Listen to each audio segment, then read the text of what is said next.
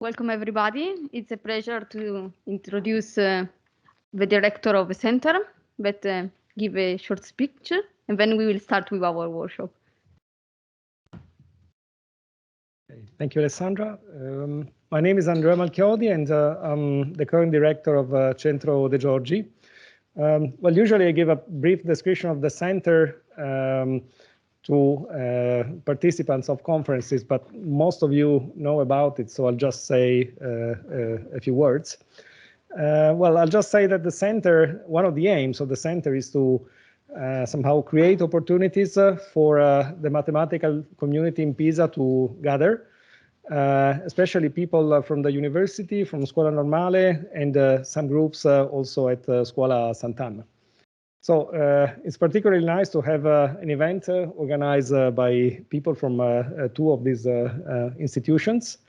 And well, we just restarted events in present recently in September. So it's really nice to see real people in real rooms to join for events. So I really hope that might give you enthusiasm to attend the event. So let me thank the organizers for bringing together all these very excellent speakers and this event. And again, let me thank our staff for their continuous help and support. So please enjoy the meeting.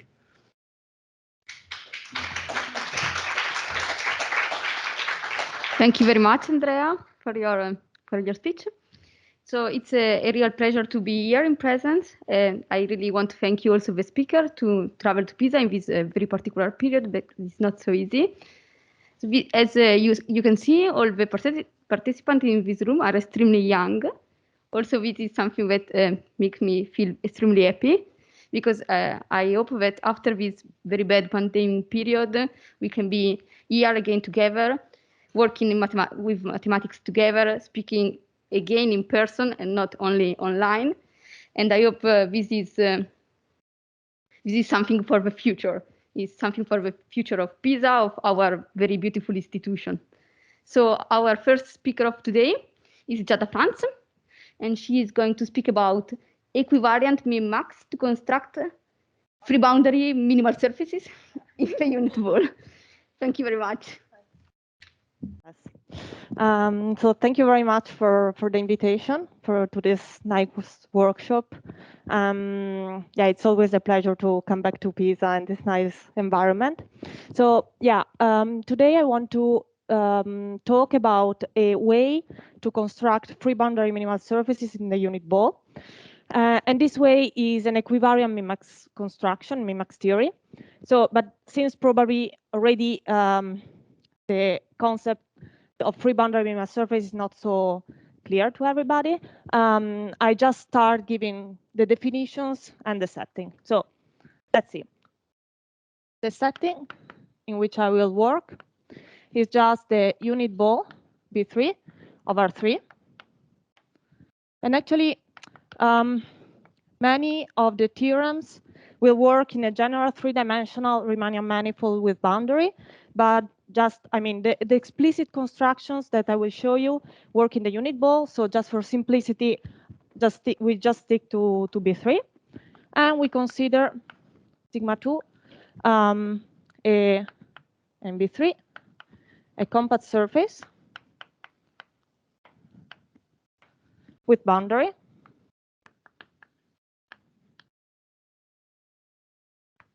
For the boundary is just given by the intersection of the first surface with the boundary of the ball. So let's draw a picture. We have our ball B3, and then we take some surface inside, so there is a boundary, and then the surface here, maybe with some topology. So as I said here, this one, let's find another color. This one is the boundary of sigma contained in S2, which is the boundary of the ball. And then I have really the surface inside with some holes or something. So note that the topology of such a surface, sigma, is determined by two parameters. So you probably know that if you take a compact surface without boundary, and we assume everything orientable, then the topology is determined only by the genus. And also here we have this variable that I will often denote only by G. But here we also have the boundary. And so the other variable is the number of boundary components, B.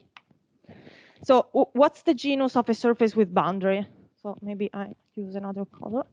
The red is not so good.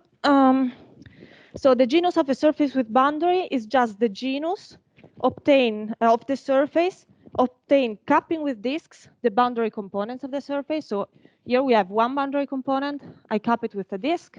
I obtain topologically a torus. And so the genus is 1.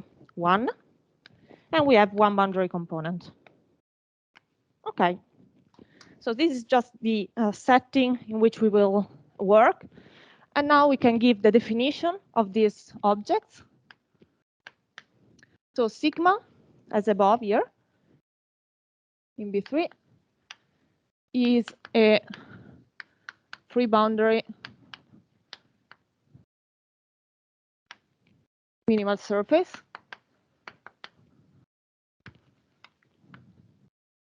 And let me just write FBMS from now on. If it is a critical point of the area functional with respect to variation that move the boundary inside the boundary of the ball. So let's write it.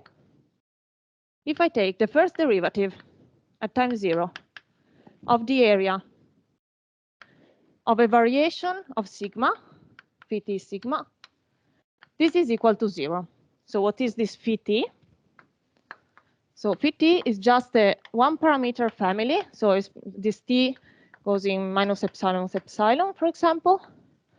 So phi t is a one parameter family of diffeomorphisms of the ball, which are the identity at time 0. So picture ball. Then we have this sigma. I write like one dimension less, so it's simpler. And then we have a variation parameterized by t, which is sigma at time 0. So note that we can also move the boundary of sigma inside the boundary of the ball. So to be precise, here I should write that the diffeomorphism is of the closure of B3. So it's a diffeomorphism is also moving the boundary. So if you compute, so actually not, we are not considering minimizers of the area. This is important, but just, you take, you can look at the area as a function on the surfaces, and you look for critical points of this functional. And if you compute the first derivative, you have that sigma is a free boundary minimal surface, if and only if. So note that if you forget about the boundary, you take a variation that fixes the boundary. This is exactly the definition of minimal surface, if you know it. And being a minimal surface is the same as having mean curvature equal to 0. So in particular, a free boundary minimal surface has mean curvature equal to 0. And but here I have also, I can also move the boundary, so I have an extra condition at the boundary, which is that sigma intersects the boundary of the ball orthogonally. Okay, I'm not sure all of you know what the mean curvature is, but it's just a way to say how curve is sigma inside the ambient manifold. And anyway, we will often use this definition of pre-boundary minimal surface instead of this other one. So if you don't know precisely what it is, it's not really important. Okay, so let's give some examples. I will maybe change Blackboard. Okay.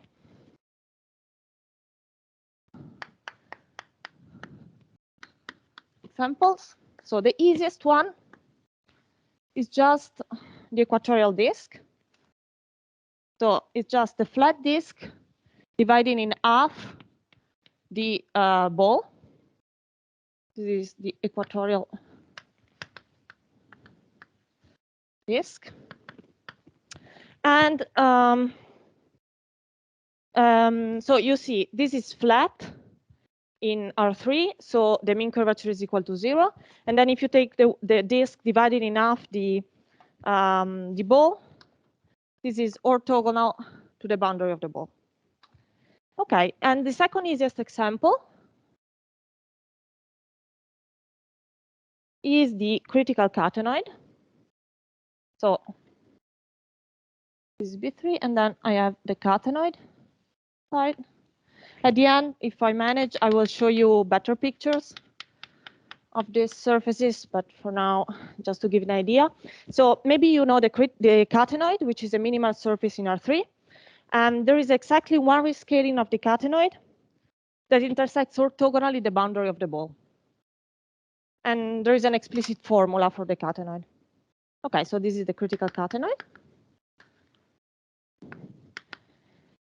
So just to be on the same page, what's the topology of these two objects? So if I cap with a disk, I obtain topologically a sphere, so the genus is 0. And I have one boundary component. And here the same. If I cap with two disks, the two boundary components, I obtain topologically a sphere, so genus 0, and two boundary components. So what do we want to do with these objects now? So the general goal, maybe let's write it here. The general goal that you can have in mind, and I have in mind, this is really general and not precise, but is to characterize, in some sense, all free boundary minimal surfaces in the unit ball.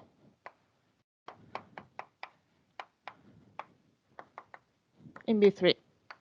So maybe classify in some way to be defined, actually. But to characterize, we first need to construct them. So the first step is actually the existence. So let's state an existent question now. I mean, there are several ways to state it. Let's state it as follows. So we said that the topology is determined by the genus and the number of boundary components. So we can ask if for every topology, there is a free boundary minimal surface. So we ask that, I mean, if for every G greater or equal than 0 and B greater or equal than 1, does there exist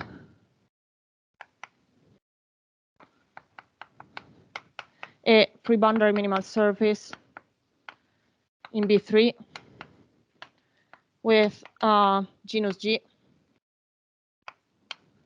and B boundary components?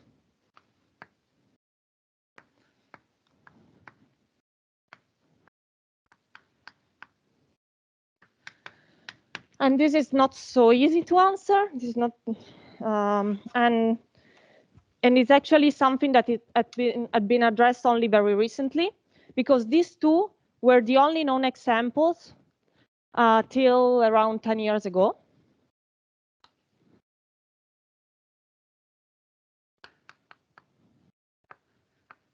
Using too many colors. Examples till around 2010. So what happened in 2010? Around 2010, Fraser and Shane published a series of papers about the relation of free boundary minimal surfaces in the unit ball and the Steklov eigenvalue problem. So I think this is very elegant connection and very beautiful.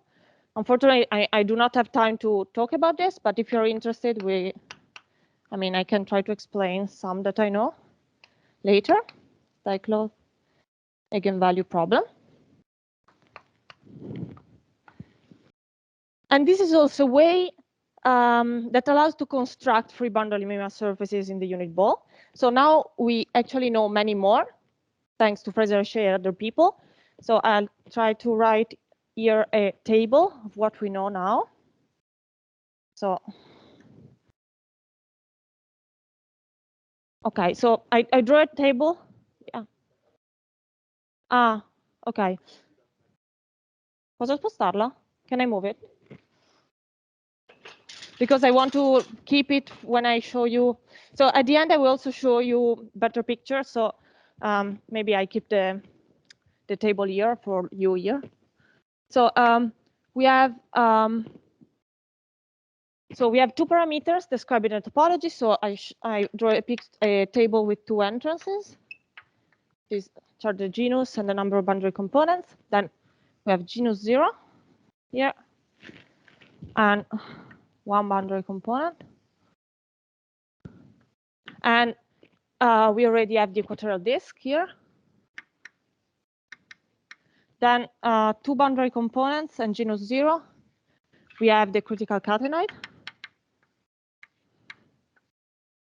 Okay. And then Fraser and Shane were able to fill all the first column.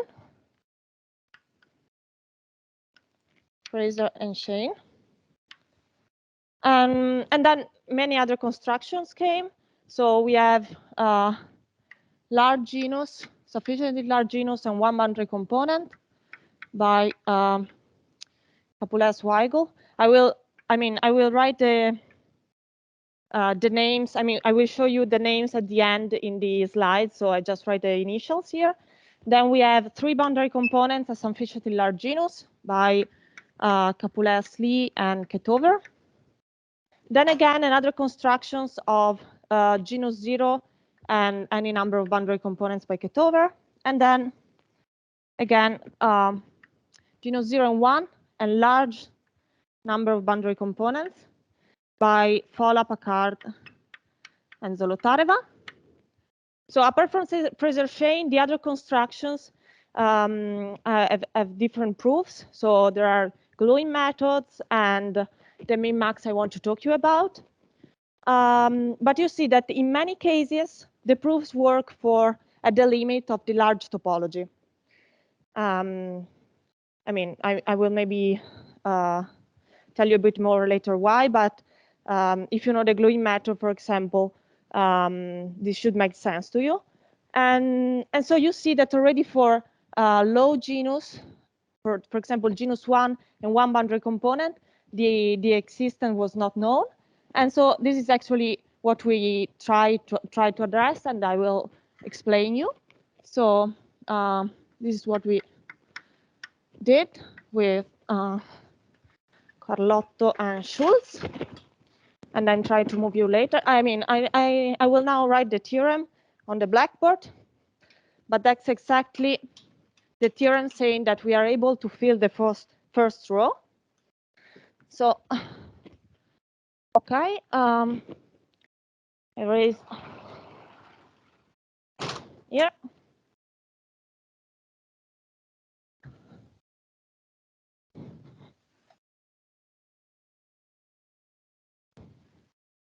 Okay, let's write the theorem. Carlotto, myself, Schulz. So, and we actually prove what I said, so that for every g greater or equal than 1, there exists a free boundary minimal surface, mg, I denote it by mg, in B3, with genus G and connected boundary.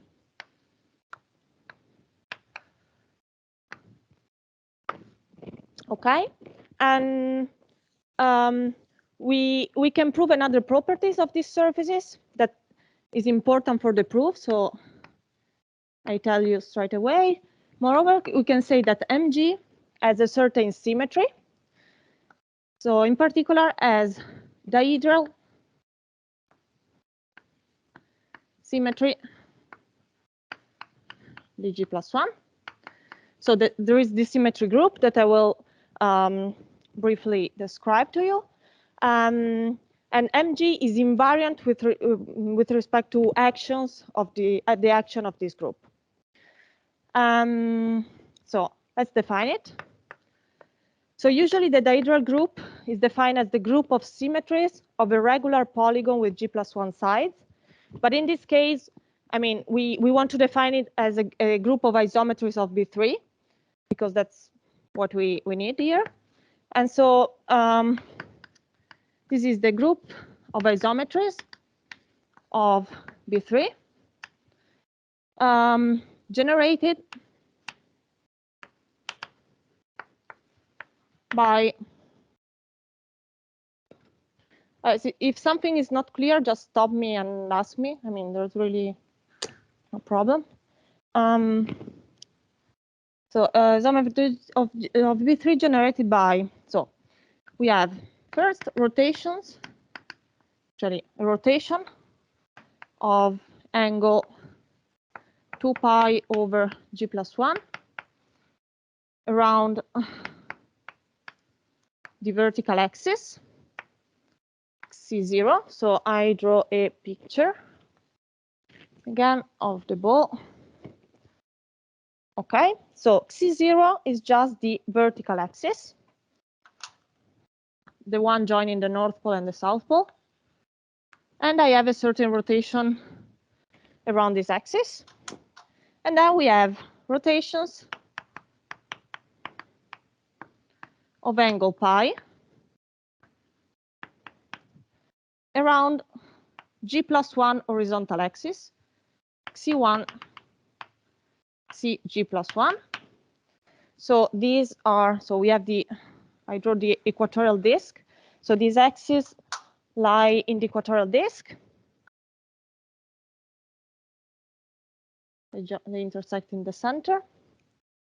These are C1, C2, C3.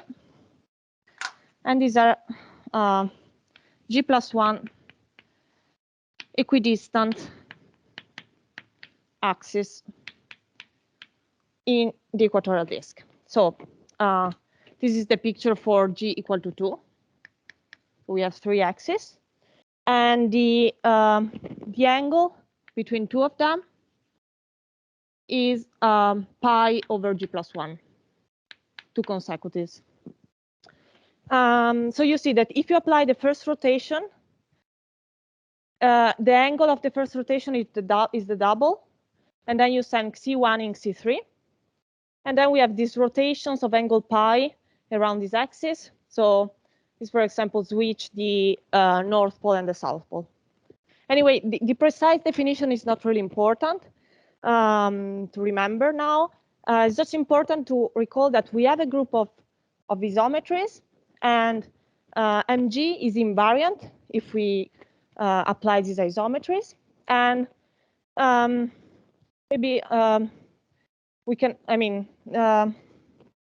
yeah, I mean, for the proof, it's really important the definition. Here, just recall that there is this group of isometries, and maybe when I will show you the pictures, you will notice, for example, the horizontal axis and maybe some symmetries. Okay, so yeah.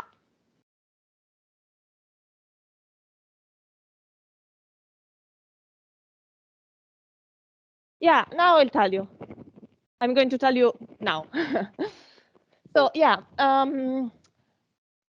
so okay, maybe I can tell you straight away.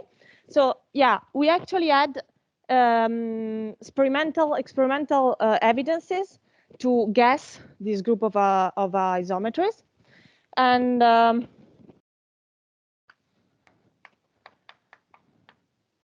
I will show you at the end which were the experimental evidences. So Mario Schulz was able to draw using the software, the bracket surface evolver, pictures of surfaces that were almost free boundary minimal. So they had, for example, mean curvature very close to 0. And so we started from these surfaces, and we said, okay, now let us prove that they really exist. And so we tried to get some properties looking at the surfaces. And one of these properties is the symmetry. And once we made this guesses, then we said, okay, how we prove it? And the way we were able to tackle it is this equivariant min-max.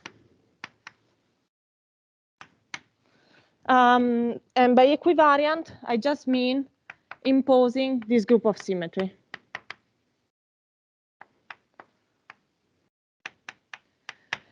And so the fact is that you really have to find the right symmetry group that encodes the right topology at the end. And this is not trivial. And so you also need some luck, let's say. And with this group of symmetries, we are able to find exactly this topology. Okay, so but first, let's see what this min-max is briefly. And maybe some things will be clearer then. So the idea, the very general idea of the min-max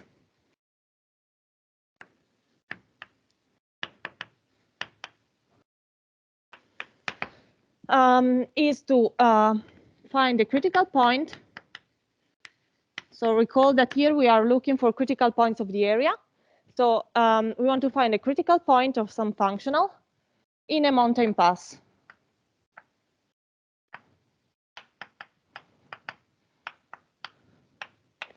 So the picture is the following. So you have some mountain chain here, and you want to go from one side to the other of this chain. So you have one point on one side. So let's draw some, maybe it's more clear. So you want to go from one point on one side to a point on the other side, and you want to minimize the maximal area that you reach. And then the way to do it is to go through this mountain pass here, then go down on the other side. And the idea of this method is that when you reach the maximal 8 along this path, there you have a critical point of the 8. So, and this is the very general idea, okay? And okay, then let's see an example where this method was used in a very similar setting. So Birkhoff,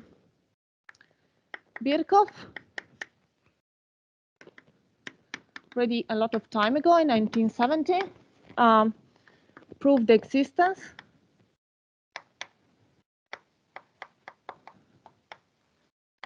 of a closed geodesic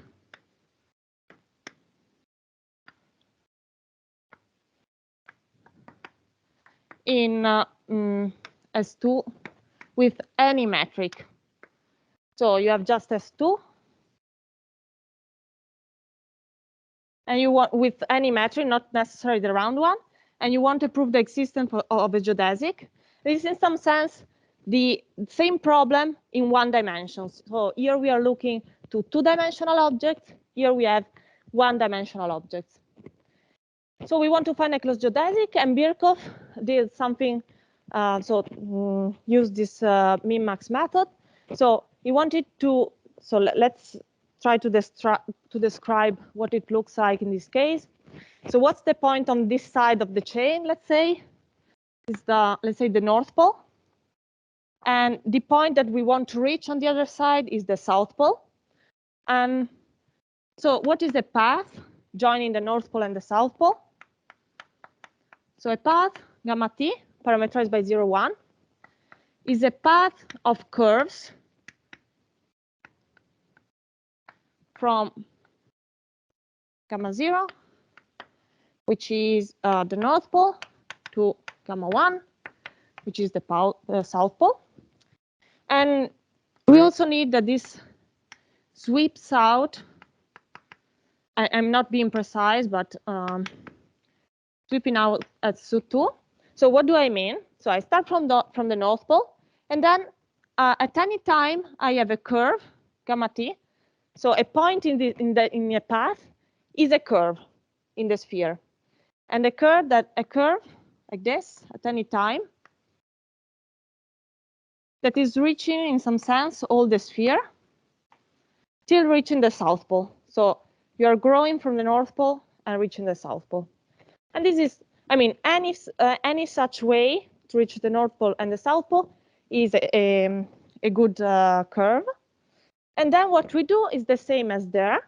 So we want to take the infimum over all this path of the maximum along the path, which is parameterized by 0, 1, of the length, let's say, of gamma t. Okay. And if we find a curve realizing this min max, we obtain a closed geodesic. And this was proved by Birkhoff. And now we want to do something similar here. Okay, let's raise.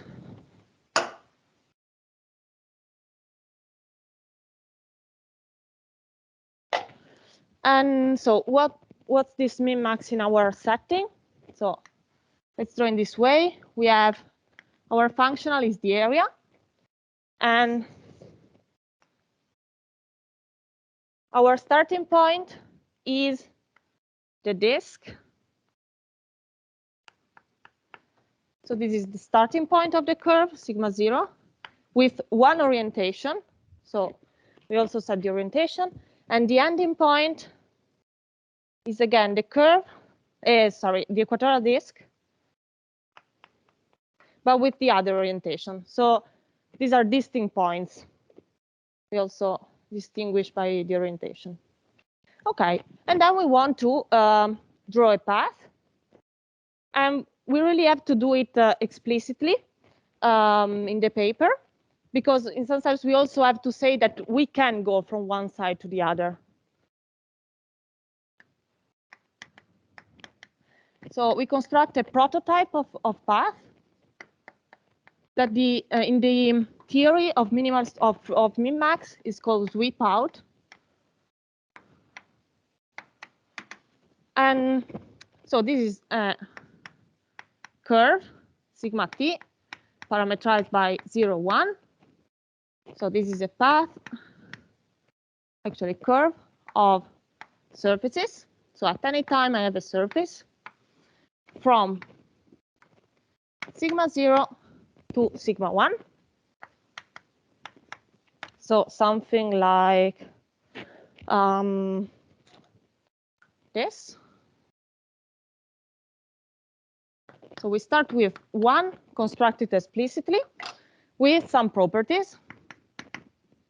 So the first property is the symmetry. So we want to really live in a space of surfaces with the symmetry. And so we impose it also to the sweep out. So sigma t as dg plus 1 symmetry. Then we want to find something with genus G and one boundary component. And so we ask it also to this sigma t. So we say that sigma t, I mean, we construct sigma t having genus G and one boundary component. But we can do it only for time strictly between 0 and 1, because we degenerate in some sense at the two endpoints. So for times 0 less than t less than 1. And Okay, we also have some other properties that are important in the proof, but I will not go in many details of the proof today, so just don't state them. For example, it contains also the horizontal axis of symmetries and other properties like that. So I will not try to draw a picture now because it could be very bad, but maybe, yeah, at the end I will show you an animation of the sweep out, and you can think it as so sigma t for some time t is the union of three parallel disks joined by ribbons in some way. I will show you at the end. Now let's maybe draw a fast picture. So we have three disks like this, and we join the disks by ribbon, like one up. Okay, no, it's not really clear, but anyway. So we have some ribbons from these two disks up and some ribbons from the middle disk to and the low disk. It's something like this. I will show you at the end. Okay. And then, so we took one curve. So in this picture here, we just constructed one curve, which is not the optimal one. It's just any. Okay. And now we want to find the others. So we take S, which is the space of all other curves like this. So precisely, we just take let's write C t sigma t. So we modify this path via an isotopy of the ball. So Ct as some time t is a diffeomorphism of the ball. And we impose the symmetry also here. So this is dg plus 1 equivariant.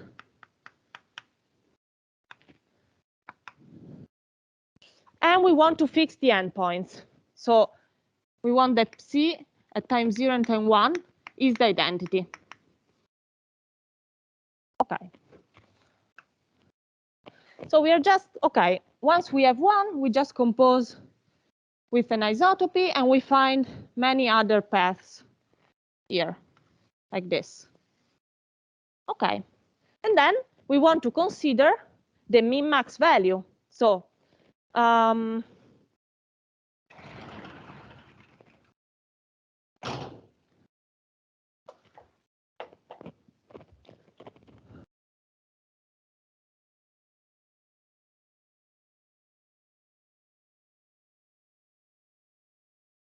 so we just consider WS, which is the infimum over all the curves lambda t in S of the maximum along the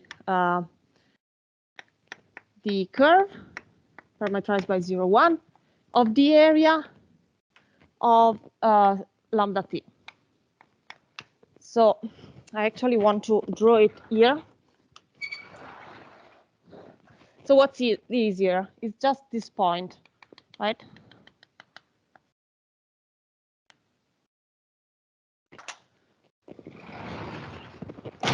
Okay. And then we want to check that we really have a mountain pass. So we really have a mountain chain that we want to climb over. So we want to check that this is greater than pi, which is the area of the two endpoints.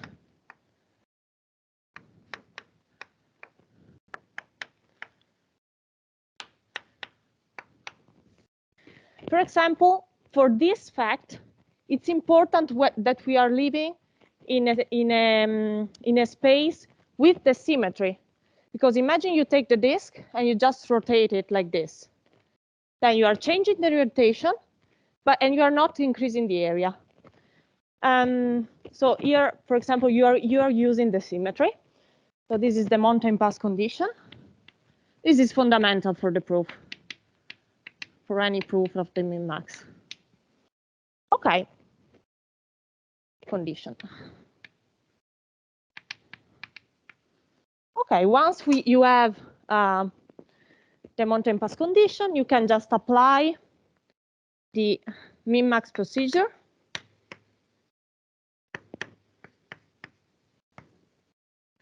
And we need an equivariant version here. Yeah?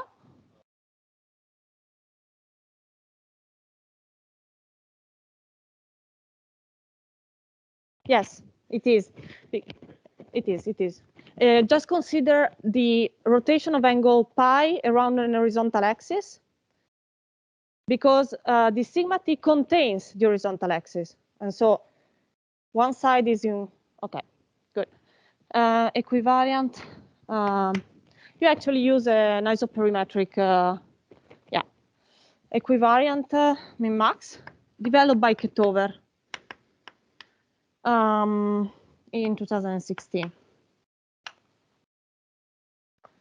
Then you apply this procedure and you obtain that there exists a min-max sequence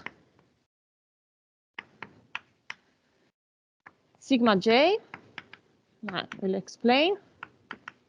So what I mean by min-max sequence, I just mean a sequence of surfaces inside some path converging to the value of the min-max.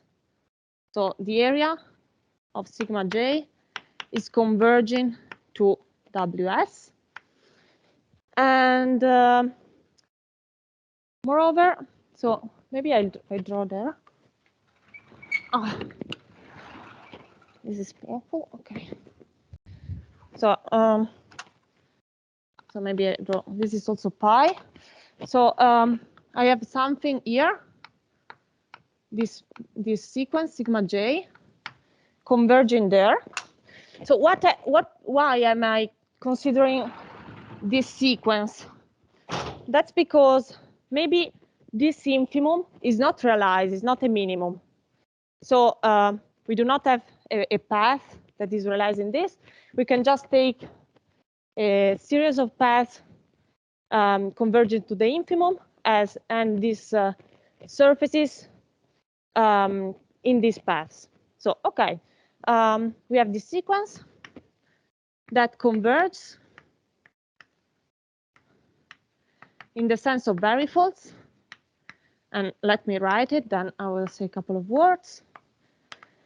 To a free-bundle minimal surface, MG, with area exactly the value WS.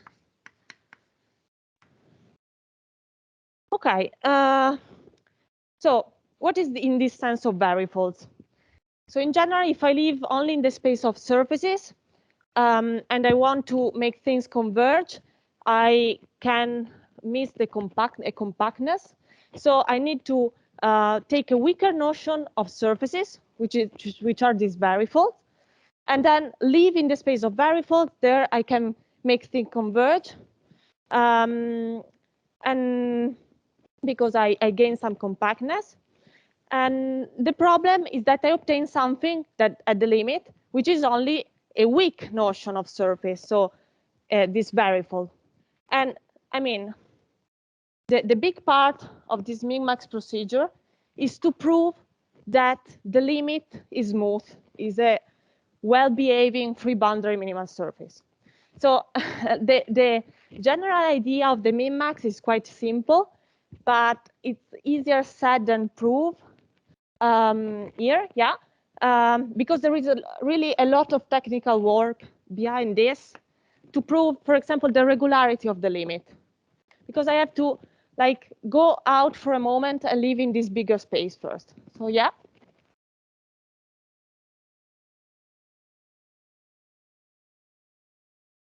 Both. So actually, yes. So in this case, it depends what you're asking. In the sense, so here we just use this as a black box. Okay, so we didn't prove it in our paper, and this goes back. I mean, you really have to prove also boundary irregular. I mean, both interior and boundary. So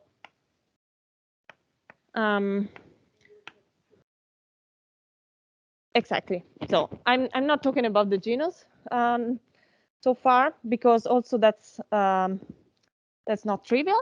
So I mean, a priori obtain only an object which is stationary for the area, then you prove the regularity, and then you control the topology. I open a small parenthesis about this black box, this technically difficult black box. So this is the called the Algren-Pitts min-max theory, and this has been used. For example, I mean, this has been further developed and used by Marquez and Neves to construct infinitely many minimal surface in any three-dimensional closed manifold, for example. So it's really, this min-max is really a powerful tool to construct surfaces, and not only in three dimension, but let's just talk about three-dimensional manifolds. And it's really technically heavy. And it has also a problem in this case, because also the topology is not trivial at all to control. It is actually not possible so far with this method straight away. So we need a variant of it in the, maybe it's for who already heard about this, otherwise just take it as a parenthesis. We need a variant, which is the Simon-Smith called in the Ellis variant.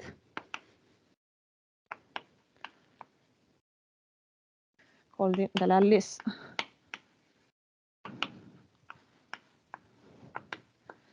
Which is more restrictive.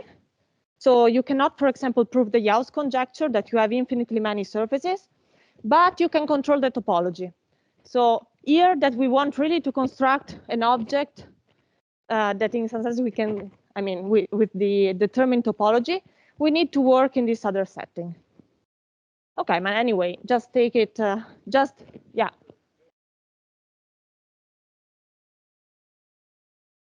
Yeah, so the main difference is that the sweep outs that you consider in Algren-Pitts have weaker properties of like weaker regularity and convergence. I mean, you can consider more sweep outs in the Algren-Pitts theory. Here you have you need more regularity on that, and so you can prove more properties. You control better the genus, the topology in general, and yeah, but you cannot do things like also the Wilmer conjecture. You're not convinced.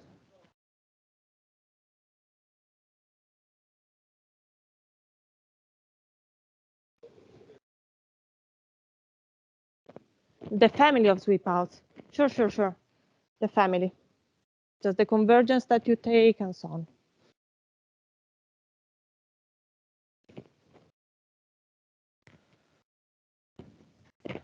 Because, for example, you can do, I mean, really for who knows, both these theories for sweep outs with a lot of parameters, not only with parameterized by 0, 1. I mean, the difference is really in the regularity. Okay.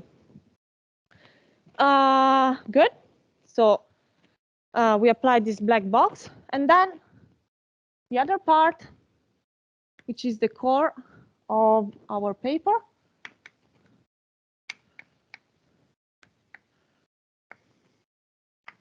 is to prove that we can also control the topology. So that NG has genus G and connected boundary.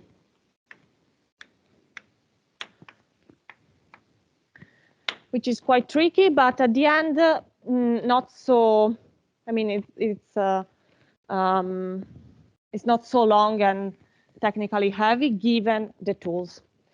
But so today, I mean, I will not give you more details about this because I want to tell you some other properties of these objects. So okay, let's assume that we constructed them, and we also proved that this is the topology.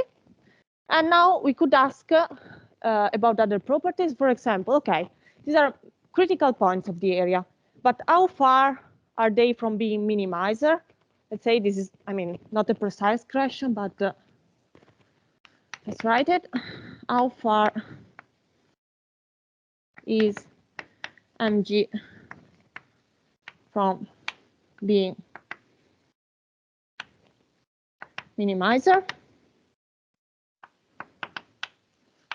Okay, this is not precise, but there's a way to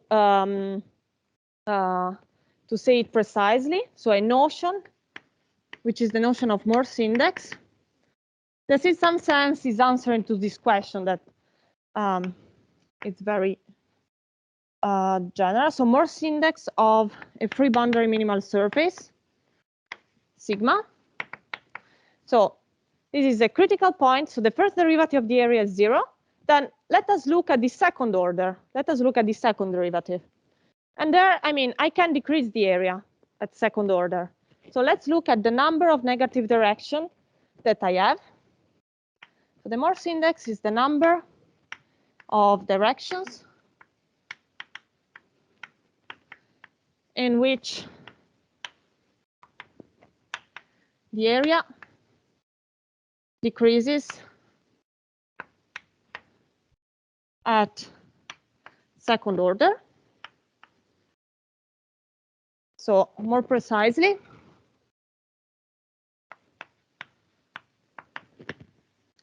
so I'll consider the second derivative times 0 of the area along a variation of sigma. And so this is equal to a function that I call Q sigma, depending on x, where x is just the vector field generating the variation. So x at some point x is the derivative at time 0 of phi tx, where x is in sigma. So I draw again the picture that I did before. So we have the ball and we have our surface inside sigma. Then we take the variation. So and now just for every point here, I see where it goes with the variation. And I take the first derivative, and this is x. Okay, but this is the vector field x. But actually, the tangential part of x is not important because I'm really only reparametrizing sigma with the tangential part. So we can just take here the normal part. This is the only thing that is important for the second derivative. So the normal part is just take the line which is orthogonal to sigma and project x there. And this is x perp. Okay.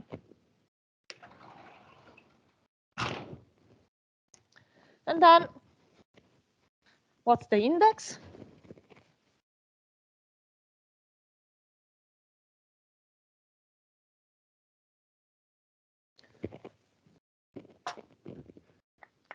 The index of sigma, as I said, more or less, is the maximal dimension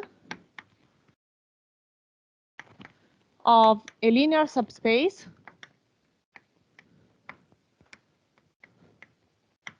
of the sections of the normal bundle where the function q, the quadratic form q, is negative definite.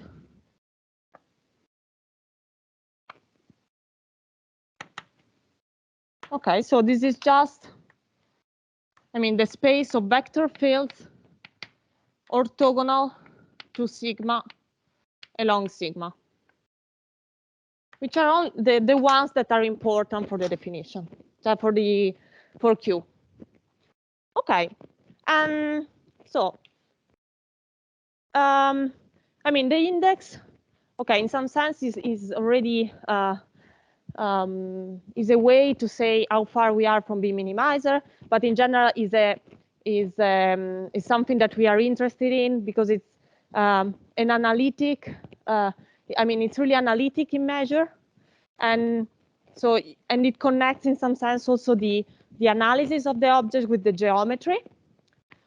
So it's something that we really would like to compute. And actually, the only free boundary minimal surfaces in B3 for which we know the index are the equatorial disk, which has index 1.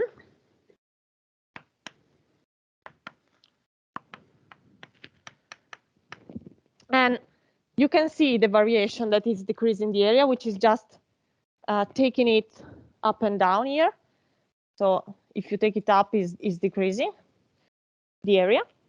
And this is actually decreasing a second order. You can check it. So the index is 1, and this is the only negative direction. And then the index has been computed also for the critical catenoid, for which the index is 4.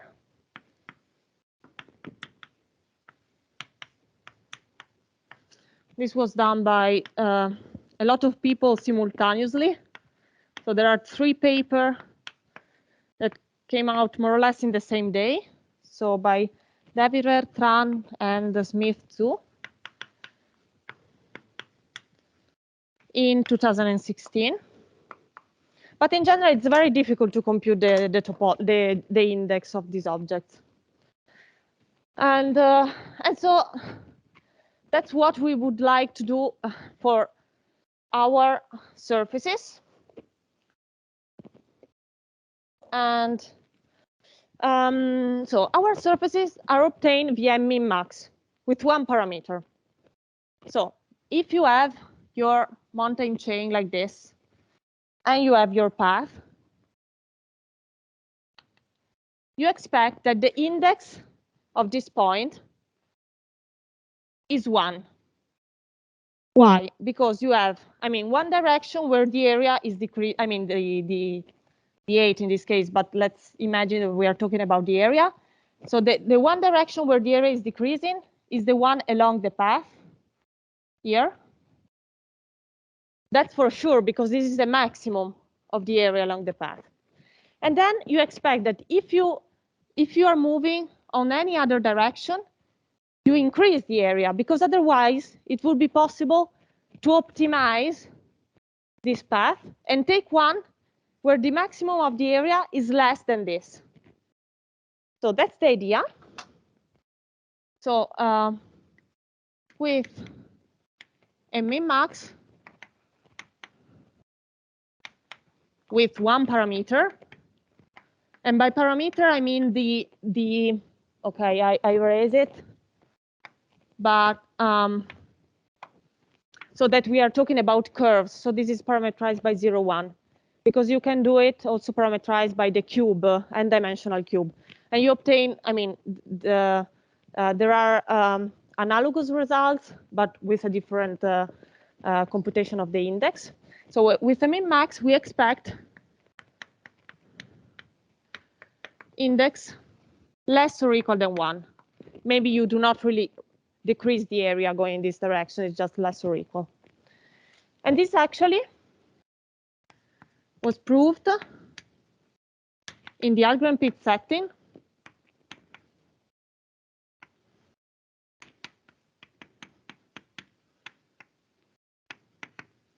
by Marquez and Neves.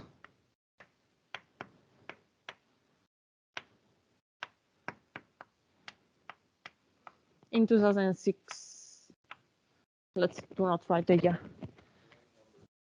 For any number of parameters. So n parameters, index less or equal than n. And what's the problem here? The problem is that we are living in a space with symmetry. And so we cannot obtain that the index is less or equal than 1, but we can obtain something different. And in particular, that mg has another index, which is 1, which is the dg plus 1 equivariant index, equal to 1, because we can also construct the test function. And OK, so we are just adding dg plus 1 equivariant in front of everything. And what is this?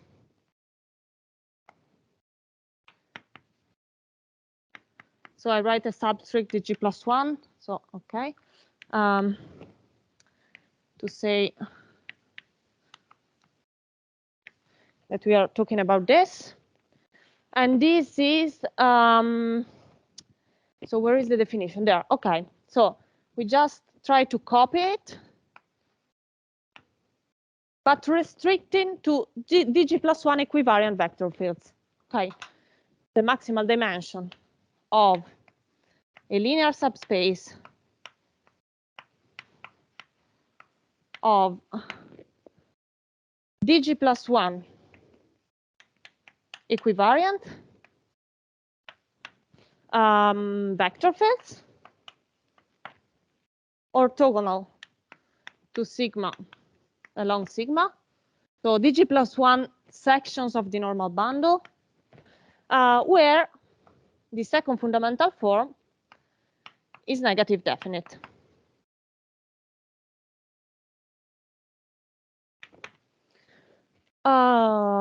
OK, so it's just the same. But again, I mean, we are living in a space where everything is dg plus 1 equivariant. And so we cannot have the whole index is less or equal than 1. That's for sure. OK, so I tell you 2 words about the proof without writing, because I do not have much time. So the idea is just exactly that one. So I take and well, I write just one thing. So the idea is, OK, I have one curve, one sweep out, lambda t, and I have a gamma free boundary minimal surface with index greater or equal than 2. OK, so we want to say that we can avoid these bad surfaces. What's the way to do it? So since we have 2 directions where the area decreases, so one direction can be along the sweep out. So OK, we cannot do anything with that. But since we have 2, we can take one which is orthogonal to the sweep out and modify the sweep out in such a way that it avoids the surface. And so in this way, we just modify all the sweep outs we are considering. We avoid this bad surface. And then we repeat for every bad surface, let's say. And I mean, since we are going in a negative direction, we are decreasing the area. And that's fine, because so we are taking the infimum of the maximum of the, so the infimum over of the sweep out. So if we just take the sweep outs, which have a bit less area, that's fine. We are forgetting about bad sweep outs, not the other one. OK, that's really the general idea. And again, I mean, in some sense, the ideas are easy or clear. Then there is really a lot of technical work to be done, unfortunately. And that's the core of the papers. But OK, and now what we do with this equivariant? Why is this interesting for some reasons? So the fact is that the index, the equivariant index, gives information on the index of one of the 2 g plus 1 isometric parts of MG. So MG has a symmetry. So it consists of many parts which are isometric one to the other by using the symmetry. So if I take one part and I use the symmetry, I obtain another piece isometric to the first one on the surface. So it consists of many pieces isometric, and then if I have this dg+1 equivariant index, this gives me information on the index of one of these pieces, and then the point, which is what I'm trying to do now, let's say, is to compute the index, given this information. Because there should be a way to say what's the index of everything, knowing the index of one piece. Okay, so I want to show you the pictures. I mean, I could say a couple of more open problems very briefly. So one is to compute the index, maybe, and another open problem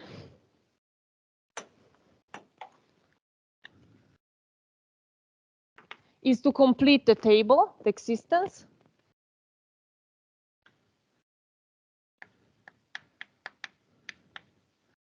So let's say, let's write again. Compute the index, then, so it should be possible. I mean, there's a closed analog, which is the case of surfaces in the three-dimensional sphere. There we know existence for every topology, and it should be possible to do the same here, so complete the table. And I mean, another interesting question that I haven't talked about, but it's really, really open, is the uniqueness. So in order to classify, we should say, okay, is the equatorial disk the only one, the only free boundary minimal surface with genus 0 and one boundary component? So there the answer is yes, it's unique. But for every other topology, we don't know. So actually, we know that here there's no uniqueness. I mean, for some large topology, we know that there is no uniqueness. But we expect, for example, I mean, it is expected that also for the critical catenoid is the unique free boundary minimal surface with genus 0 and two boundary components, but it's not known. So I can just say it to you. It's a very difficult problem to approach. Okay, so now I want to finish by showing you some pictures. This project started with the pictures. So Mario was drawing pictures in LaTeX, actually, for other reasons. So now I will show you the pictures in LaTeX, and I mean, it's really impressive that they are in LaTeX. And for other reasons, and he tried to, okay. So, so was trying to draw pictures. At some point, he tried to draw pictures of free boundary minimal surface in B3 using this bracket surface evolver, which is a software you can find online. And so I will maybe first show you some pictures. These are the one I drew already, the disk and the critical catenoid. And then it's maybe a bit slow because, okay. So these are Fraser chain, say picture of Fraser chain examples. And so these ones, the genus 0 and any number of boundary components. And then there is Fola-Packard-Zolotareva. So these look like two disks with a hole in between. So we have a genus. And then we have Ketover and Capuleas-Lee here. So we have three boundary components, and you see it looks like the union of the catenoid of the equatorial disk. This is actually why things work for large topology also, because in the limit, it's already almost minimal because it's almost the union of these two free boundary minimal surfaces. And you add the topology to desingularize the union. And then we have Capuleas-Weigel. So one boundary component is sufficiently large genus. And they describe two ways to do it. So there we have 3 parallel disks joined by ribbons. And here we have 2 orthogonal disks. And then this is our family. So the first 2, genus 1. So yeah, genus 1 and genus 2. And so for example, here you can see these are the axes of symmetry, 1 and 2. Here that are contained in the surface. So we started from this. I mean, they were actually not drawn, the axes. So something like this, and we tried to see what was really important in the picture to prove really the existence. And because yeah, you have this evolver, so it evolves by mean curvature, but sometimes the mean curvature blows up. So and it's the same with its procedure. So it's something like this. So it starts from a very rough, this is already not at the first time. So it starts with an approximation of the surface he wants to find, and he let this evolver goes. And sometimes he has to do surgery to modify the surface because it's not proven that it converts to something in general. But sometimes he's lucky and it obtains a surface which has mean curvature close to B0 and it's almost orthogonal to the boundary. Okay, now I show you briefly the sweep out. So this is the starting. I mean, I hope it's more or less comprehensible. I'm not sure. So this is the starting equatorial disk. And you will see, so this is genus 2. Yeah, so I mean, it's not possible to follow that you have genus 2. But anyway, you will see the 2 points, the North Pole and the South Pole, growing 2 disks.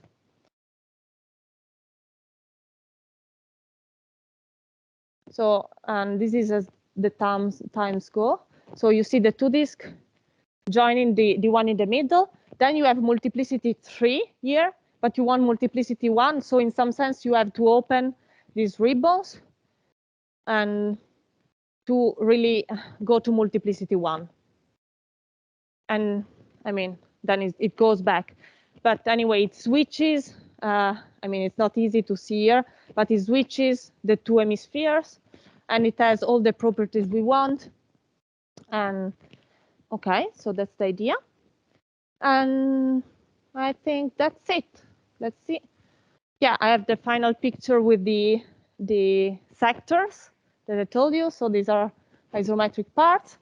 And if you want to see more pictures also of other things like flows and other surfaces, you can go to Mario's website.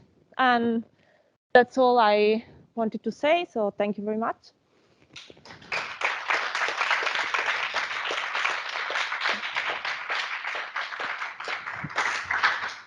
So thank you very much, Giada, for your fantastic presentation.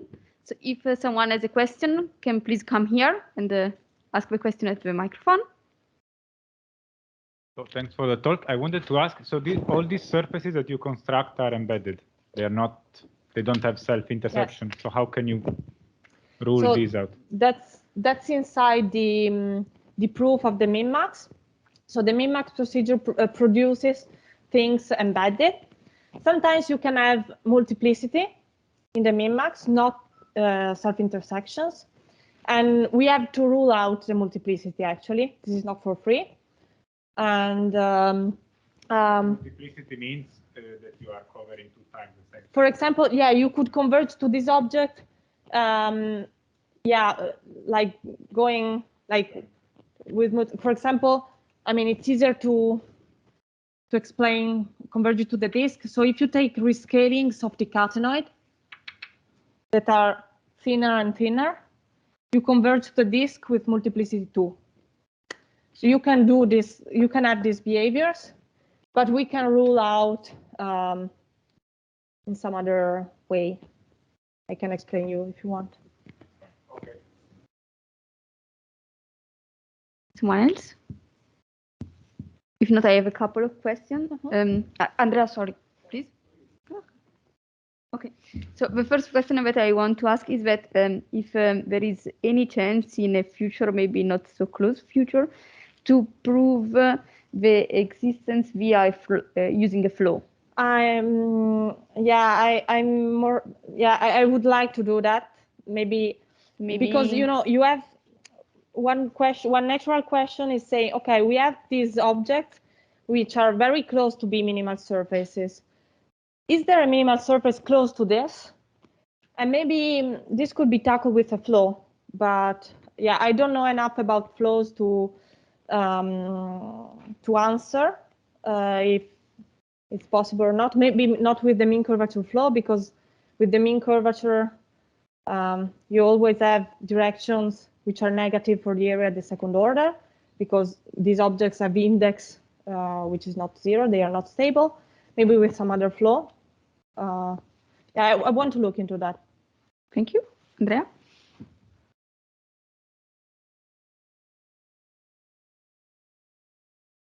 I have a couple of questions. First, Packard's construction is kind of doubling, right? It's what do you mean? Doubling the disk? Yes. Yes. So I was wondering whether you could also double your minimal surface. What do you mean? Well, whether you could, so it's like a two-sheeted copy joined with catenoids, right? So Packard's doubling. Yes. And I was wondering whether you could apply the construction to your minimal surface. So do two copies of these surfaces and join them with. It's possible, yes, but maybe with any. Yeah. So probably with any. So I think that things are easier if you just join two disks. I mean, if you join strange things, maybe you cannot really control. Yeah, but it should be possible, or maybe priori, you can right? put more checks here on the table, I guess. Yeah. Yeah, I think there is a lot of ongoing. Yeah. Yeah, I mean, yeah. Yeah, the other question is a bit vague. So I was wondering if you take any minimal surface free boundary in the ball, if you Kelvin invert it, then on the outside it's Wilmer. But probably the union is not Wilmer because you don't have enough matching at the boundary. So I was wondering whether there is any criterion to get a full Wilmer surface in this way. I thought about it. Also, maybe also extend. No, yeah, I thought a bit about it, but I don't know how to obtain. No, yeah. Okay. I thought a bit about it. Also, maybe, yeah, finding a minimal. No, maybe that's not possible. So extend to a minimal surface also. Yeah, I mean, I thought a bit about it, but I don't know. It will be Wilmer up to a curve somehow. Yeah. So yeah, if you ask only for Wilmer, you already have it up to the curve. Yeah. Yes. I can think about it more. Yeah. Maybe you can perturb it only along the boundary and obtain a Wilmer. Yeah. Cool. Okay. Thanks. Thank you.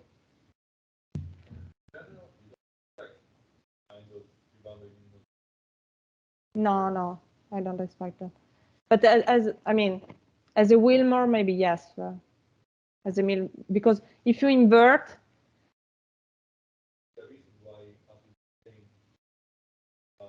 No, it should be not. No, maybe a perturbation of this. I mean, you can perturb near to the boundary and obtain a Wilmer. I don't know why a priori should not work.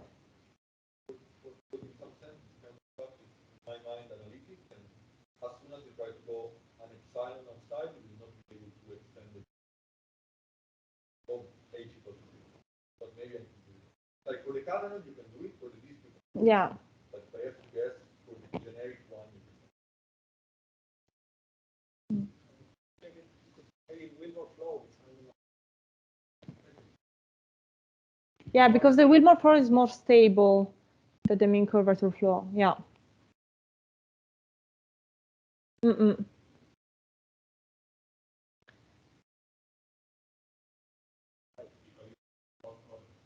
Okay. Okay.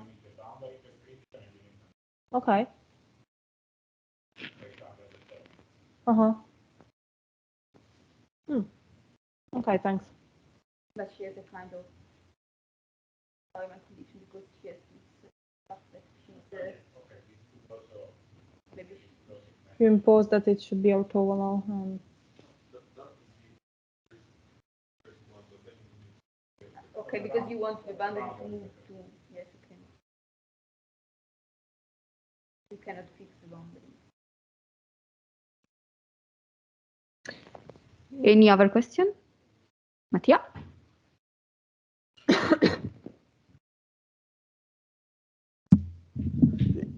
You said that there's no uniqueness in the big genus case, right? Yeah. But not even in the symmetric dihedral case. That is. Yeah, that's another question. I mean, okay. Maybe because sometimes also for the catenoid there are results. So I wanted to show you why there's no uniqueness. I already passed it. Sorry. Yeah. So here you see that there's no uniqueness. Yeah. No. Okay. Here. Okay. This is the case of no uniqueness. Yeah. So there are results for the critical catenoid where you impose some symmetry and you have uniqueness in this class of surfaces. So maybe you can prove, I mean, I haven't looked into that, but maybe you can prove that, I don't know, our surfaces in the class of DG plus 1 equivariant are unique. Okay, and this in principle could make sense also in the big genus case, right? It's not clear that uniqueness fails even in the symmetric case. If you find the right symmetry, wait, I'm looking to this. Because, for example, this one, it could make sense. Yeah. Okay. I'm not sure. So, yeah, I think it's possible a priori. Okay, thank you. Yeah. Maybe I ask you one last question. So you have this symmetry that it is crucial for your proof. Do you expect that there are other free boundary minimal surfaces without the symmetry, or do you expect that all the free boundary minimal surfaces has the symmetry? So all free boundary minimal surfaces have some symmetry, you mean? Yes. So no, actually, let me see if I can show you. I mean, Mario, in his website, has a picture, which is this one, with 61 boundary components and trivial symmetry group conjecture. So, okay. Yeah.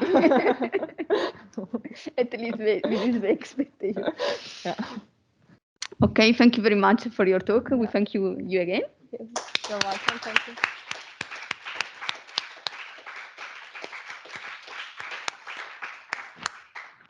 Now we have time for discussion. During this conference, we have plenty of time for discussion. I hope to have a chat with all of you. And then we have a coffee break. And when we resume in 40 minutes. I was just describing what the isoperimetric inequality is. And on this part of the blackboard, I will keep things which have to be remembered. And if they're not remembered, they can be read. OK, awesome. So this is the isoperimetric inequality. It can be proven in a variety of ways. And I will not enter into the details of the inequality itself. What I'd like to discuss of this inequality, it's a work by Fuglede.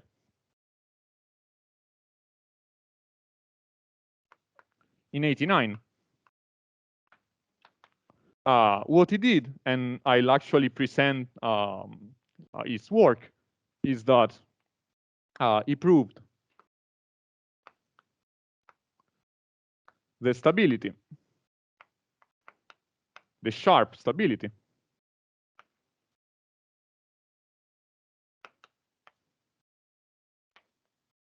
of C1 perturbation for C1 perturbations. I'll give all the definitions of B1. Okay, so first of all, what do I mean when I say sharp stability? In general, when one says stability for an inequality, is saying that if the two quantities on the left-hand side and on the right-hand side, you take the difference and this number is very small, then you are actually able to prove that K is very close to a minimizer, which in this case is a ball. Sharp stability means that you are able to control the distance between K and a ball to the right exponent, the sharp one, with the difference between these two quantities. But this is not important for the talk today. It's just to say what sharp stability means. More important is the definition of C1 perturbation. K is a C1 perturbation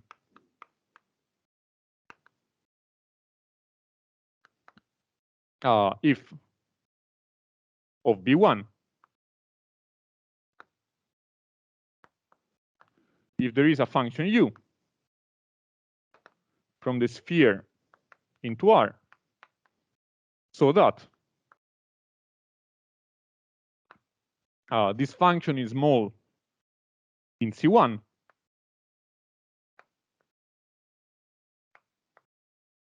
and we have this formula.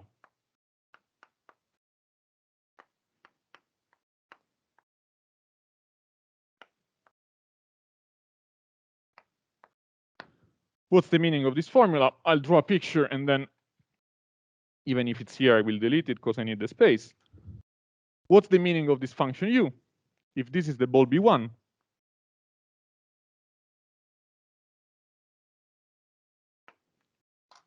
and this is the set K,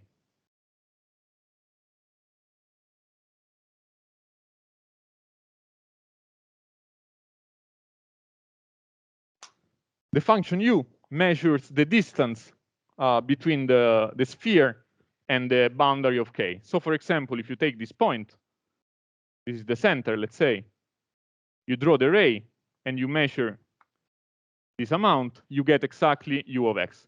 In this case, if this is X, U of X is greater or equal than 0, because your set is farther.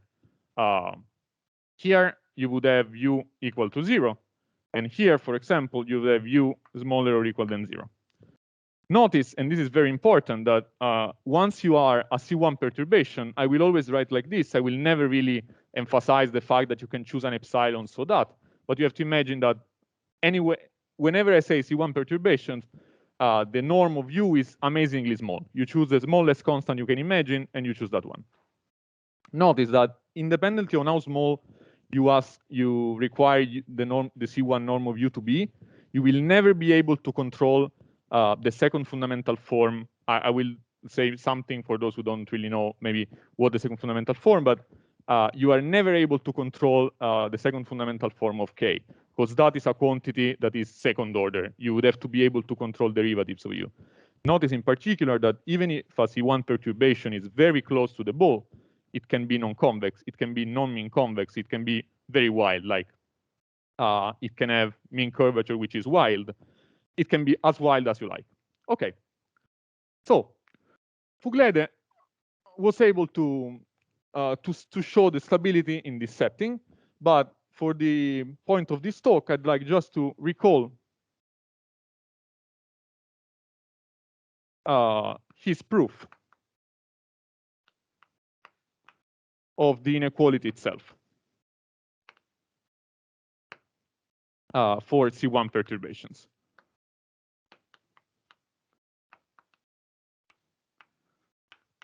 So I'd like to prove for you, and it will be a clean proof, the isoperimetric inequality for C1 perturbations. Let me emphasize that it's not that for C1 perturbation, it should be much, much easier than in general, because you are actually very close to the minimizer. So being able to prove the inequality very close to the minimizer is really telling you something. It's not that we are very close to something that is clearly non the minimizer, and therefore any kind of compactness argument will give you the proof. Close to that. Okay, so proof. Step 1. By scaling, we may assume that the volume of K is equal to the volume of B1. Not only this, by translation, we can also assume that the barycenter of k is equal to the origin. So we work under these assumptions, which are always guaranteed. And what we hope to get, I write it in green because it's a hope. Hope. The perimeter of k minus the perimeter of the ball greater or equal than 0. This is equivalent to the isoperimetric inequality once you have this condition on the volume. Okay. Yes, please. Yes, the barycenter of k is the integral over k of x. So you integrate the position on the set itself. So this is a point, in fact. Okay, actually this can also be useful for what I'll say later, so I'll leave it written there. Okay, and Fuglede's idea is that, okay, for C1 perturbations, everything is so controlled that I can actually do the computation. I don't need any genius idea, I don't need to do any trick. I can do the computation, and let's see what the computation is like. I write the formula here. These are elementary formulas, but still better to have them written. The volume of k, whenever k is a C1 perturbation, it's given by 1 over n, the integral of 1 plus u to the power n. And the perimeter of k is equal to the integral of u1 plus u to the power n minus 2, 1 plus u squared plus the gradient of u squared, maybe with a square root. Yes. Okay, but now we are using C1 perturbation, so we can Taylor expand stuff. Notice that everything here, it's involving only first and second order derivatives. I mean, zero order and first order derivatives. So we can Taylor expand stuff. And if we Taylor expand, we will get the volume of B1 plus Taylor expansion, the integral of u plus n minus 1/2 u squared plus error terms. From now on, I will not even write error terms. There will be errors, but I will not even write error terms. Okay, one can do the same for the perimeter. This is just Taylor expansion. And he gets perimeter of B1, this for sure. And then you get an integral, which I don't remember. But in some sense, the coefficients are really important, so I want to write them down.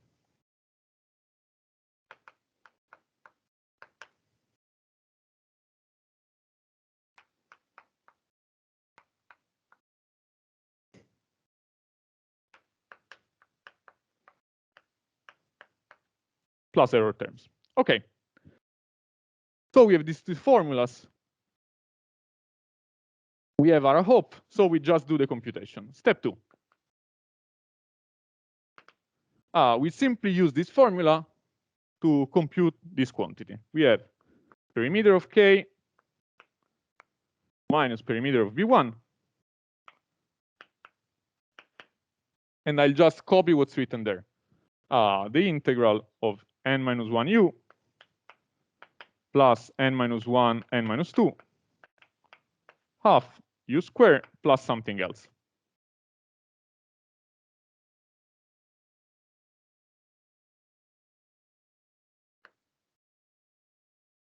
Plus something else, which is 1/2 the gradient squared. Okay, still you look at this quantity and there is a trouble. This is not homogeneous. How can you solve this non-homogeneity? You remember that you have a constraint which you are not still using, which is that the volume is equal to the volume. And so you can go on, and if you use the constraint on the volume,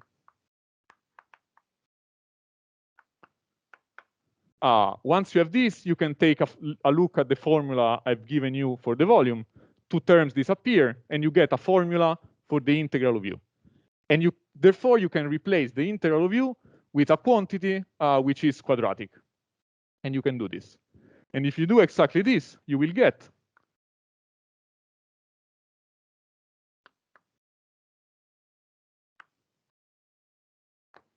okay. So up to here, I'd say that mostly the point is, okay, I hope that I'm able to do the computations, and at the end I can conclude. And one gets this. How can one conclude from this?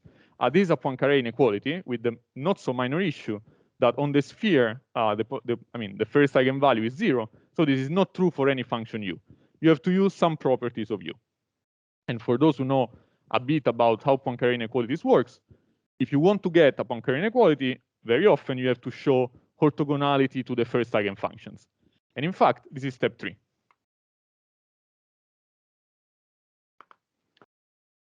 Fuglet has noticed that the constraint on the volume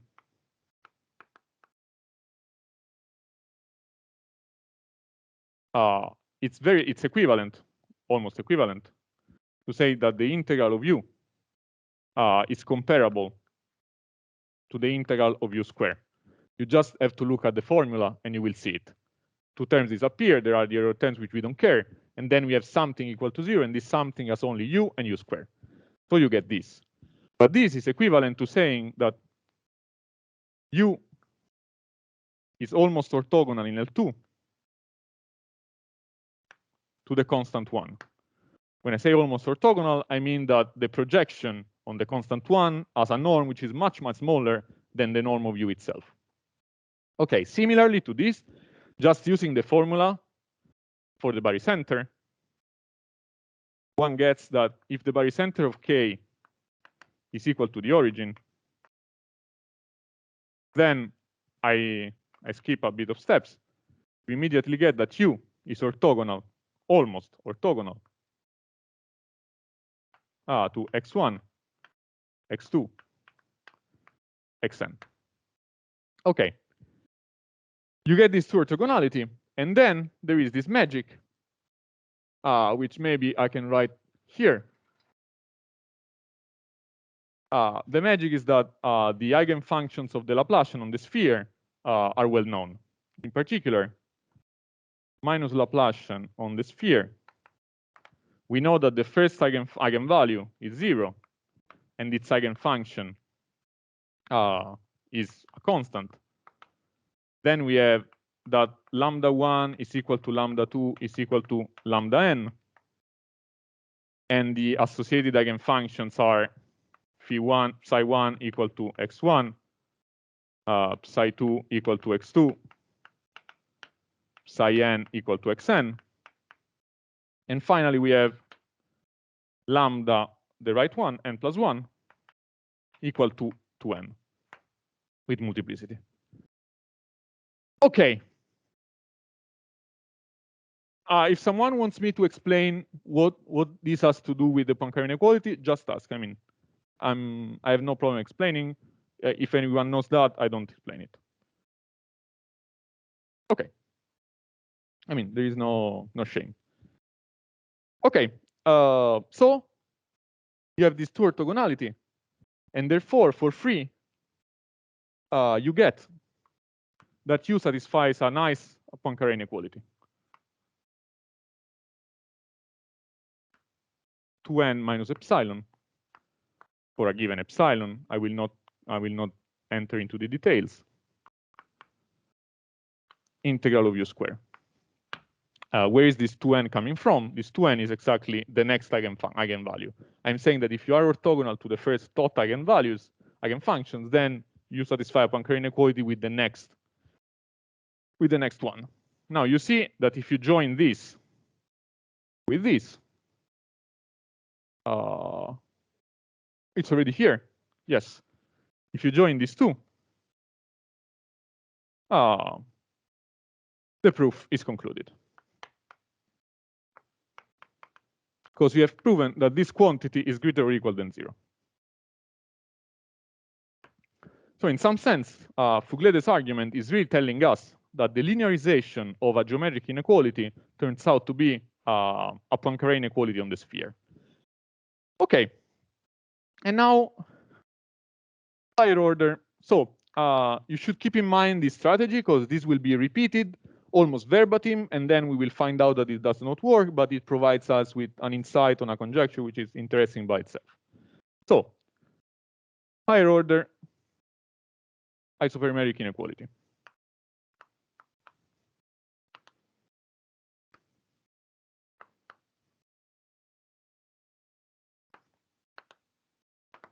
as Alessandra correctly said, I will concentrate only on one, which is the Minkowski inequality.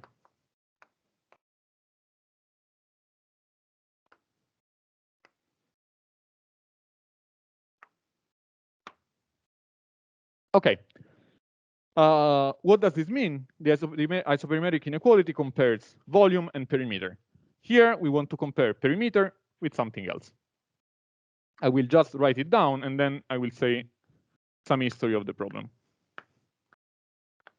Minkowski inequality.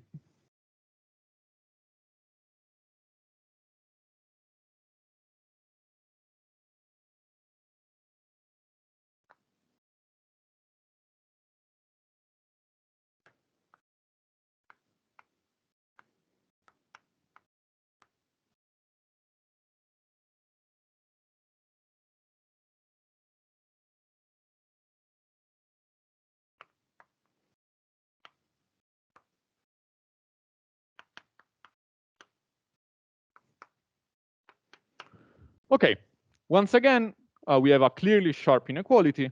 I will define H. This was appearing already in Giada's talk. This is the mean curvature. Just to recall it, H is the trace of the second fundamental form. And the second fundamental form, it's in some sense, it measures if your embedding into Rn is flat or not. And just to decide the signs, I say that the second fundamental form is a self-adjoint map from TPM into TPM. So the tangent M here is boundary of K with the formula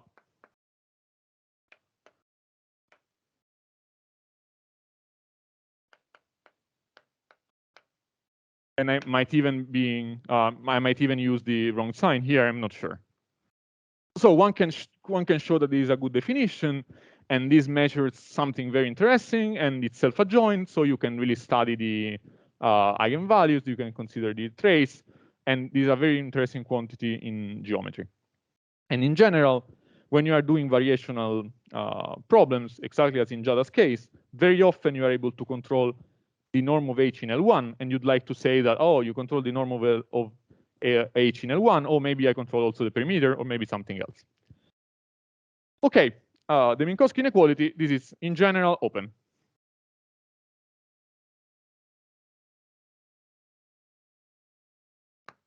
What is known about this inequality? It is known for convex domains.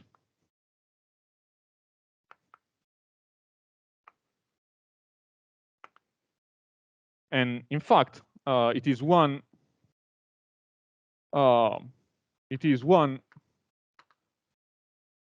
the Alexander-Fenchel inequalities.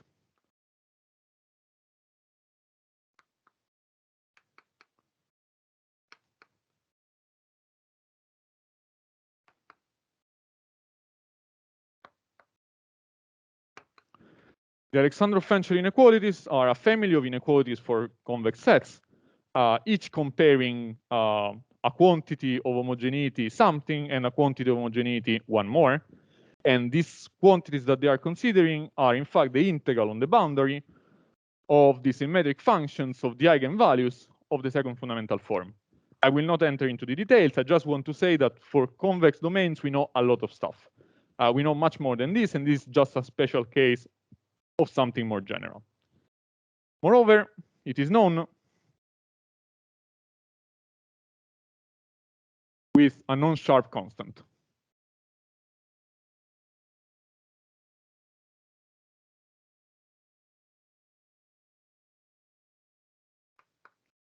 So instead of having exactly the sharp one, we are able to prove this with 0.000001, for example. Okay, and in fact, this is a work by Michael and Simon. And more recently, work by Brendel, which is actually an amazing work, which is very close to getting the sharp inequality in the sense that it's sharp, but in a wider class of domains, so it's not really sharp. What it gets is exactly the same quantity times 2, if I remember correctly, which is amazing. Anyway, Still, yes, I mean 1/2, exactly. With a non-sharp constant, and okay. But now I'd like to consider the case which is non-convex and sharp constant, which in some sense is the core of the inequality. Okay, it is known for mean convex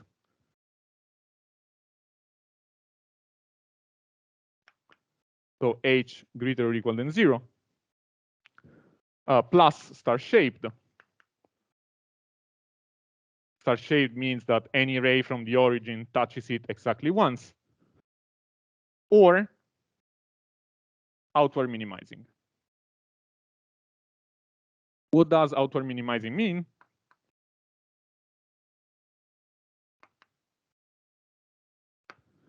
Outward minimizing means that among all the sets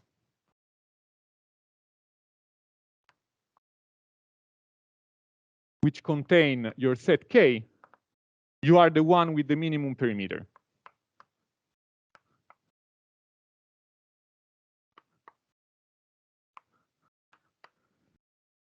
Okay, notice, and this is something one can prove, that outward minimizing implies mean convex, but it's actually more than mean convex. Okay, and how can one prove these two results? In some sense, in the same way, the idea is to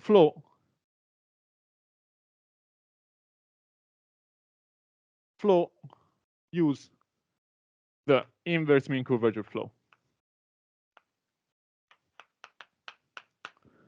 I just want to say one thing. In this case, when you are star-shaped and strictly mean convex, actually, the inverse mean curvature flow is amazingly smooth, everything behaves correctly, and you are able to consider the quantity you are studying along the flow, and you can show that the derivative has the right sign, and you can show the limit, so you prove the inequality. In the case of outward minimizing, the point is that the flow is not smooth, but there is a theory developed by Hillman and Wisken which still tells you how to evolve your set and how to keep track of the behaviors of quantities, which may be still differentiable even if the flow is awful. And then you can prove the inequality. Let me emphasize that the Hillman and Wisken method actually has some regularity issues in high dimension. Most likely, not most likely, mostly because we don't really have a regularity theory, because there is no regularity in general for minimal surfaces in dimension greater or equal than 8. And this reflects into the theory developed by Hillman and Wisken. And actually, the first proof, which has no regularity issues, is still, in some sense, still very much connected to the inverse mean curvature flow, but it's going in a different direction compared to Hillman and Wisken, and was done somewhat recently, like 2 years or 3 years ago, by Agostiniani, Fogagnon, and Mazzieri here. Okay. And maybe just one more thing. You might notice that there is fundamentally nothing written for non-mean convex stuff. Everything here is mean convex. The only thing that I can tell you for non-mean convex is that if the dimension is 3 and K is actually symmetric,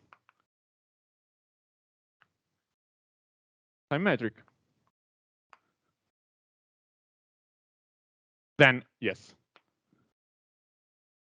Which is, of course, quite demanding as an assumption.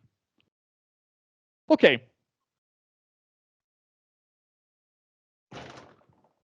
This is what is known on the inequality. I'd like now to state the theorem I want to prove for you, which is just showing the inequality of something similar to the inequalities in as many cases as I could for C1 perturbations. Okay. Yes. Yes, please.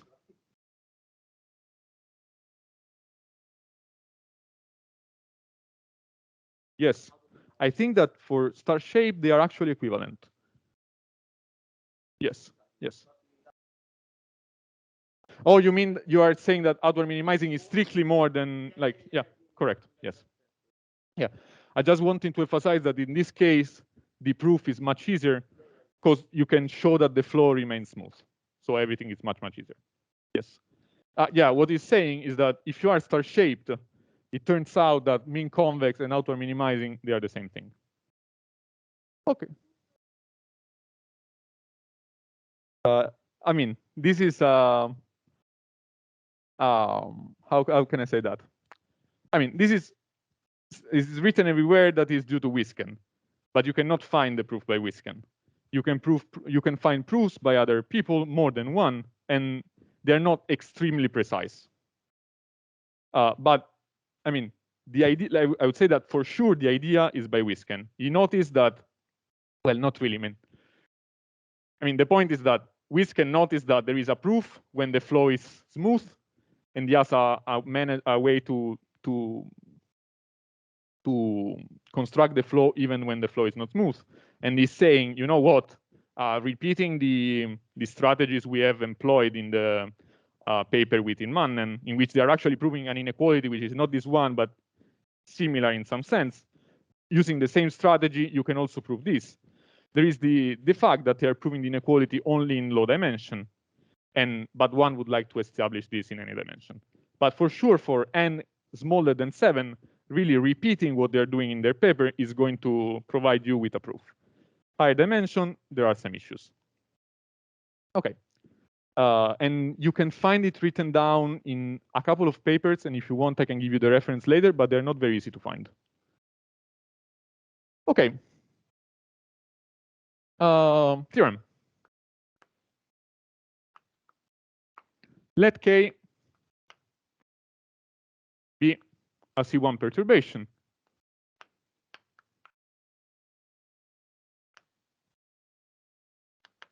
So you have to imagine that we're studying the inequality very close to the ball, but in a C1 norm, not in a C2 norm. And notice that our functional it depends on second derivative. So it's really highly non-trivial. So 1, the Minkowski inequality holds if K is actually symmetric. So under this strong assumption, we are okay. Let's call this A. B. Mi, let's say prime, which is the following quantity,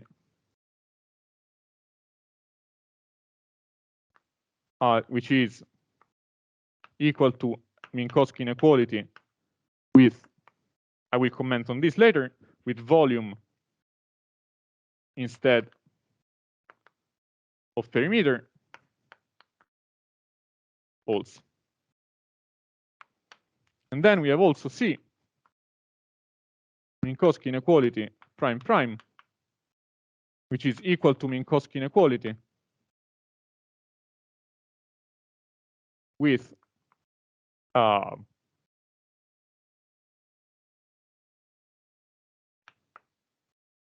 will describe what is happening in a moment.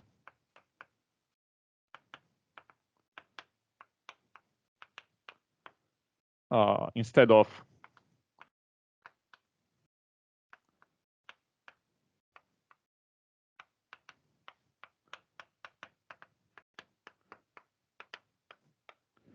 okay, so what's the second thing? Okay, the first one, I'm just saying that instead of using the perimeter on the denominator, I use the volume, and I will comment on this soon. In the second thing, I'm saying that instead of using the absolute value of H, which is the absolute value of the sum of the eigenvalues of the second fundamental form, I do something which is stronger, and I consider the sum of the absolute values, which is called usually the nuclear norm of the matrix. And with this, one is able to prove the inequality. Let me comment that B, the way I've written it here, it's already known, because it follows from the result from the Minkowski inequality for outward minimizing sets. Whenever you're able to prove the Minkowski inequality for outward minimizing sets for free, you get this using the isoperimetric inequality. Not only, if you were able to prove the Minkowski inequality in general, you would be able to prove C for free, simply because this quantity is clearly greater than this quantity. Okay. Why am I also writing B if this is already well known? The point is that these results come for free with stability.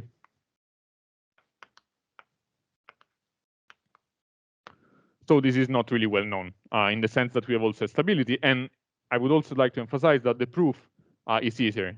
It does not require you to build a flow, which is very elegant, but at the same time, very technically demanding. Okay. And what I would like to say is that, of course, here there is a theorem which is missing. One would like to say that if K is a C1 perturbation of the ball B1, sorry, then the Minkowski inequality holds. We will see why there is a big obstruction to proving this theorem with this method, and this leads to a nice conjecture which seems completely unrelated, which seems reasonable but very hard and simple to write down. Yes, please.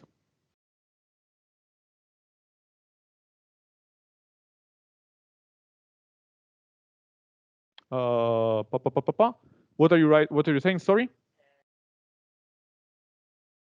I see. The best way to say this is that either you assume that K is smooth and you have no issues, which maybe it's something that I was assuming, yes. But on the other end, by approximation, you can for free prove it for your most general definition of H in, I mean, if H is in L1, yes. By approximation, it's really not that important. Yep. Okay, so I will go with the proof, and you will see, and what I want to emphasize is the obstruction, which does not make it possible, at least not make it possible or easy, to show the best result one would like to prove. Okay, so we will follow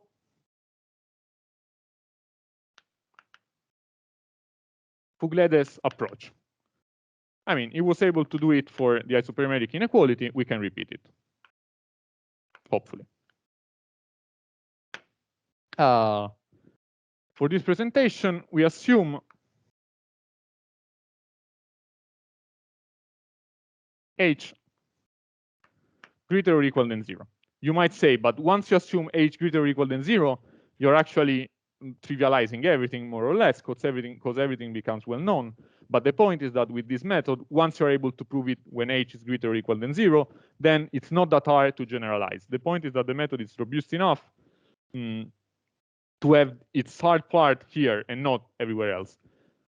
This is important to say because the real point of this theorem is to go beyond H greater or equal than 0, but I want to emphasize that in the proof, it's the easy part. The hard part is everything else. So we can make this assumption. And then we can start following Fuglede's approach. What was Fuglede's doing? He was saying, okay, first of all, let's normalize stuff. So step 1.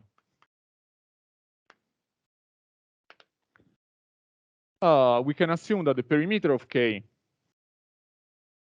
is equal to the perimeter of B1, and that the barycenter of K is equal to the origin. Okay, you remember we were using these constraints at a certain point to obtain the some orthogonality conditions on U. We can exactly repeat the same thing, even though before we had the volume, now we have the perimeter. It's not important. One from this deduce that U is almost orthogonal to the constant 1, and here you get almost orthogonality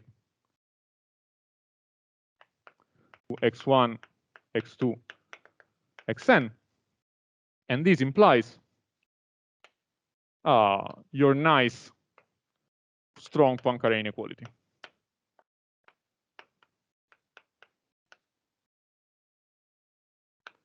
Let's just keep this in mind. Maybe it will be useful later, maybe not.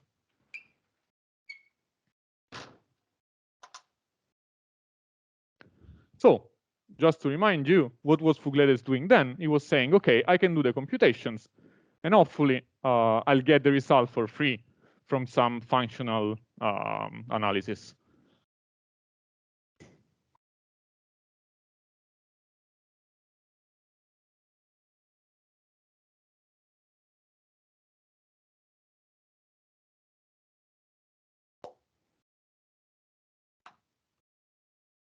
Step 2, we do the computation. Here, the computation is much more involved. I will simplify it quite a bit. So you get that you want to compute the integral of h on the boundary of k minus the same quantity on the sphere. So the mean curvature of the sphere is n-1, and then you have the perimeter of B1. This time, I will copy the computation. Once again, just because the coefficients are important, so I want to show them. We have the integral n-1, n-2, u plus n-1, n-2, n-3, something plus n-2 gradient of u squared. Notice that this is exactly as in Fuglede's case. I mean, not the same coefficients, but the same kind of expression.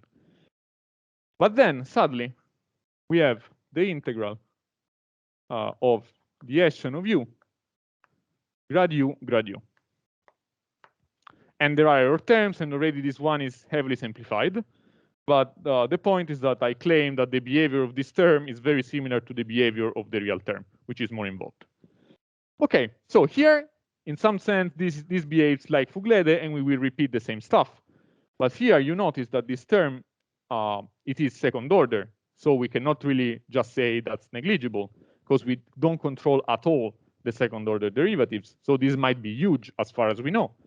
On the other hand, this is cubic. So since u is somewhat small, we would expect this to be small. These are the two things you have to keep in mind. That on the one hand, this is bad behaved because it's second order. On the other hand, it's well behaved because it's cubic, and everything else is either quadratic or linear. Okay. At this point, what was Fugledes doing? He was saying, oh, there is this term which has the wrong homogeneity. Let's remove it using the constraint. Here we have the constraint on the perimeter of k equal to perimeter of V1. So those two terms disappear, and we get a formula for the integral of u, which depends only on u squared and gradient of u squared. Okay, if you do the computation, I can guarantee that you will get this. Here I'm using perimeter of k equal to the perimeter of B1.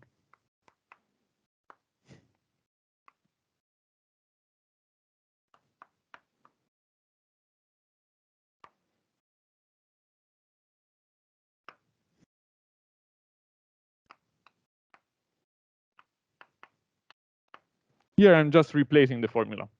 And here you see, you have this term, which is amazing. This is exactly the same you were getting with Fuglede, apart from a coefficient in front. And then you have this bad term. Okay.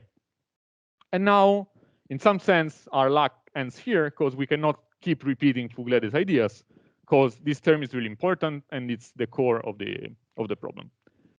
Okay. And now, what was Fuglede doing? Fuglede was saying, oh, this term is nice. We have a strong Poincare inequality, so this one is positive, and we are finished. Sadly, this is not the case here. And to proceed, one has to observe a couple of things. And the main idea is to start decomposing u on the frequencies with respect to frequencies. So when you have two terms, which are, one is cubic and the other one is not, but the other one is higher order, decomposing in frequencies can be a useful idea, because on low frequencies, this will be small, and on high frequencies, maybe this becomes even better than it is. I will explain what I mean. So to proceed, so step 3. And here we diverge from Fuglede's idea. Let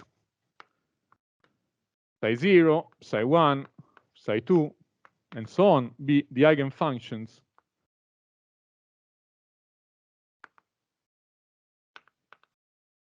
of the Laplacian on the sphere. So minus Laplacian of psi I equal to lambda I psi I, and the norm is normalized. Okay.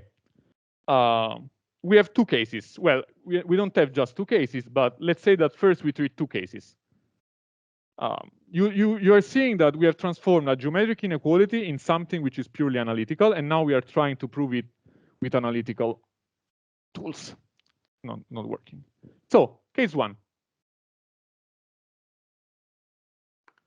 U is concentrated on low frequencies.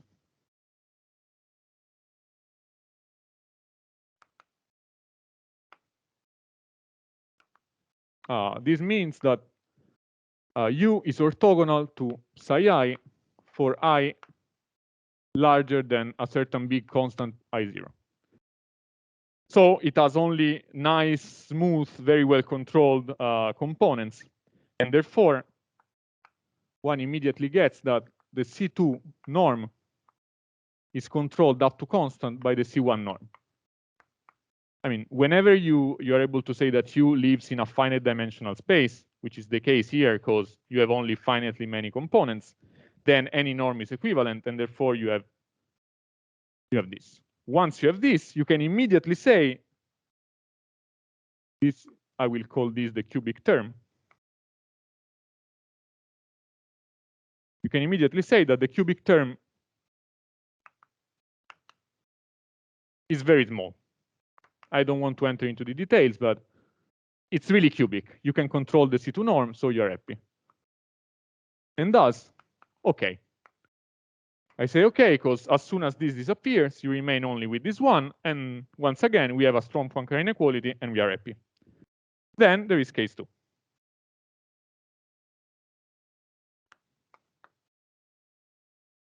U is concentrated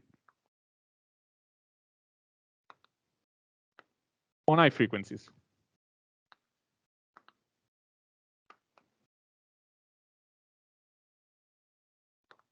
That is to say that U is orthogonal to psi I for I smaller than a big constant I0.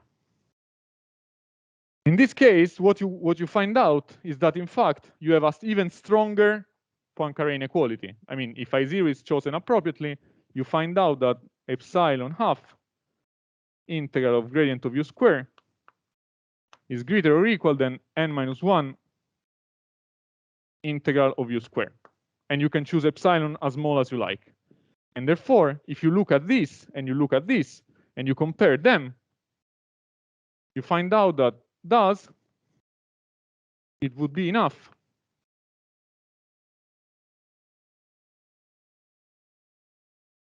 to prove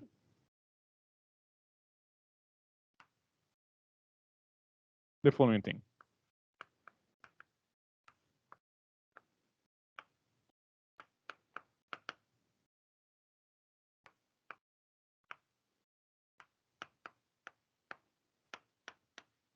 Greater or equal than 0. Notice that if you're able to prove that, which is just a hope, then if you sum this with your new Poincare inequality, you get exactly what you'd like to get. So in some sense, in one case, we are finished. In the other case, we have this thing to prove. It turns out that, in fact, even in general, the only thing that one has to prove is that one. I mean, of course, U can be concentrated on all frequencies and not only on small or large or whatever. And therefore, in general, with a proper decomposition, proving this one would be sufficient.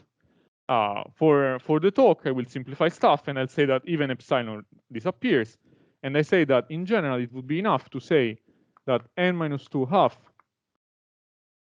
integral of grad U square plus Hessian of U, nabla U, greater or equal than 0. Is what we want. So all this effort just to remove one term. What is really happening is that I said, okay, this term is not important. I can forget about it. And we get to this. But one still arrive at this point is still saying, but this makes no sense. There is no way to deduce something. I mean, this expression is really somewhat random.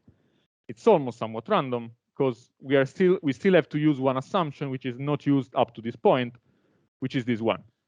If we don't use that H is greater or equal than 0, there is no way we will be able to deduce anything.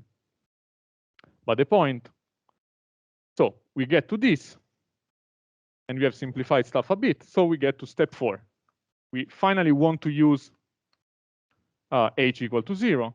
So we remember that we have this, and here we compute h, which is a difficult formula, but this difficult formula behaves like this. So h is morally, this is not true. The formula is much harder. Also this one is not this one. Everything is much harder. But let's simplify stuff, and the behavior is the same as this thing here. So this assumption is really telling us that the Laplacian of u is controlled by n-1. So this is what we know, and this is what we would like to get. Still, they don't seem to be related at all, at least to me. But it turns out that they are very well related. It's sufficient to integrate by part. This term, which seems to be coming from hell, it's actually, by integration by part, it becomes a Laplacian. In fact, you have the divergence of 1/2 gradient of u squared grad u. This is really equal to this.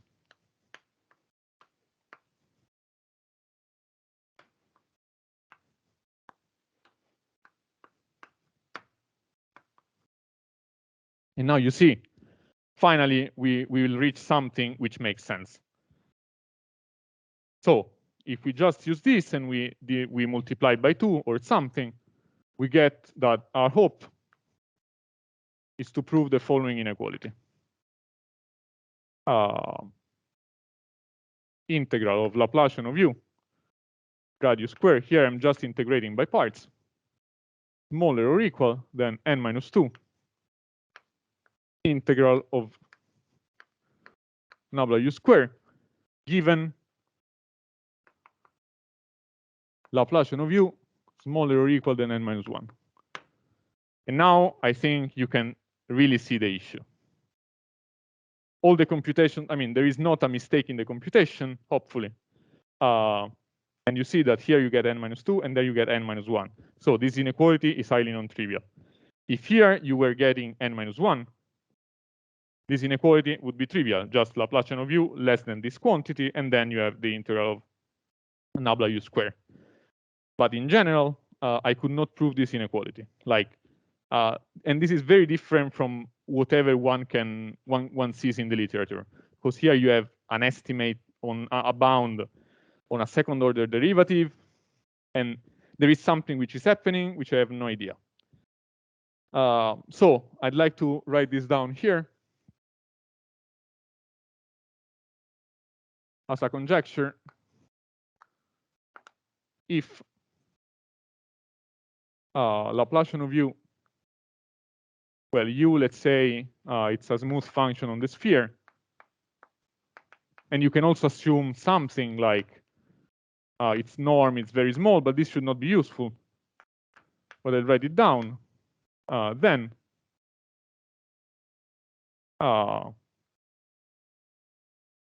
the integral, and you have a control on the Laplacian, which can be rescaled. Laplacian of u less or equal than 1. Then this integral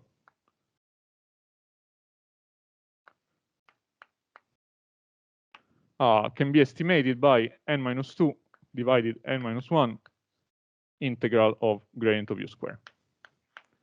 You see, the issue is that this constant is actually smaller than 1, so this is really non-trivial. Okay, so it seems like I've done a lot of computations, and in the end, I've managed to find something which I cannot prove.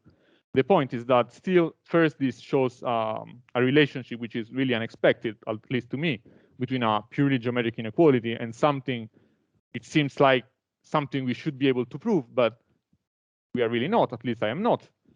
And at the same time, using this relationship, I'm able to prove the 3 things, because in those 3 cases, if I have time, well, I do. Okay. In those 3 cases, I'm actually able to prove this inequality, and I will briefly show how, maybe here.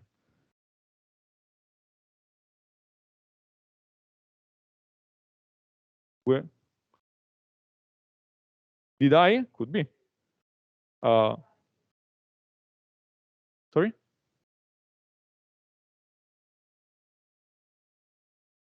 Oh yeah, maybe it was just better to leave it as it was. Yes. Yes, now it's really as it's there.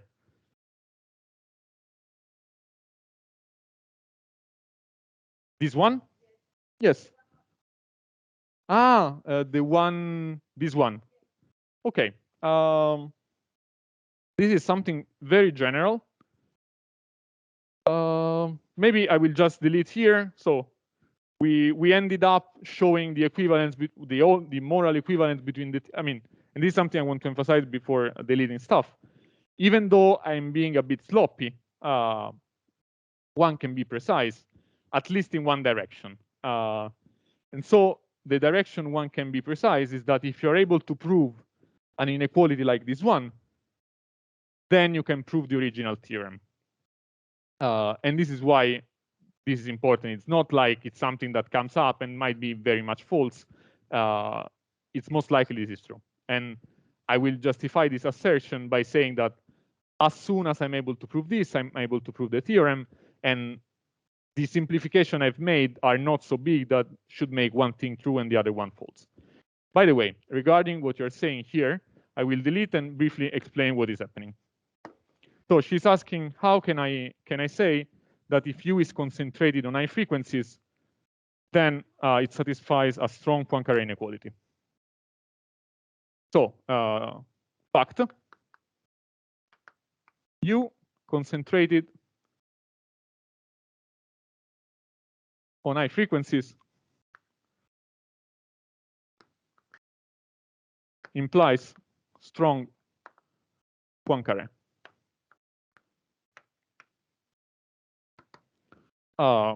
This is a general fact.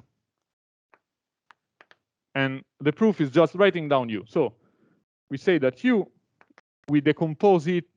The point is that eigenfunctions of the Laplacians are a Hilbert basis for L2 of the sphere. And so you can write this in this way.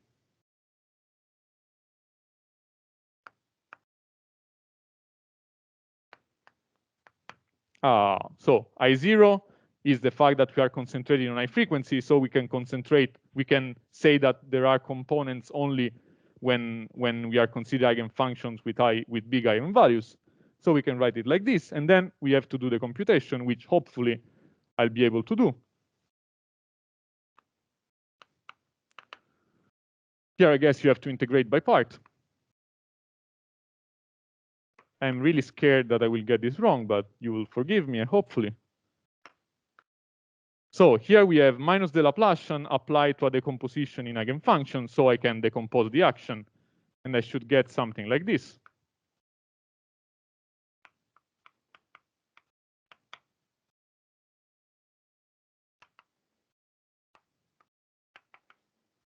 I've just written down how the Laplacian acts. Then I use the orthogonality. There is also this stuff that eigenfunctions are orthogonal one to the other. So this product can be done pointwise. And this is equal to the sum. I can multiply this with this, and I get Ci squared lambda I psi I squared. And here the trick is that this is bigger or equal than lambda I0.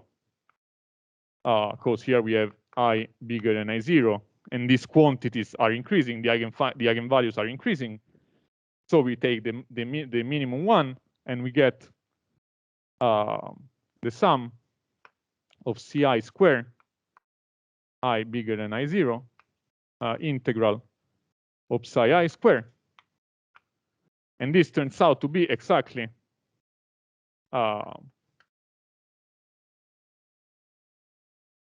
the integral of U squared. Once again, I'm using the orthogonality between the eigenfunctions. And therefore, if you look at what I've proved a very strong Poincare inequality. When I0 is going to infinity, this quantity is going to infinity, and therefore I have a strong Poincare inequality whenever I am concentrating on high frequencies. Make sense? Okay. That's good. So last, I want to say how one can show A, B, and C.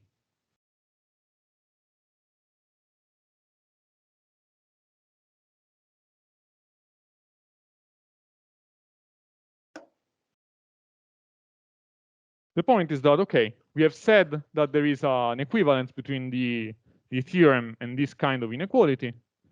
Maybe if we are able to prove this inequality, then we are done. And in fact, this is the case. So for A, K axially symmetric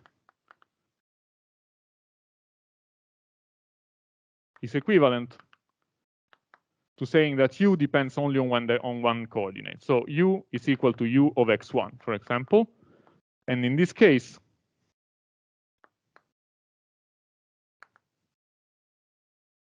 we can show the conjecture. This is really involved. I will not enter into the details. B. In B, the difference is that instead of having a constraint on the perimeter, we have a constraint on the volume. But if you remember, at a certain point, I was really using this formula here in order to replace this quantity with something quadratic. If instead of using this formula, I use the previous one, and I do everything the same, doing everything the same computations,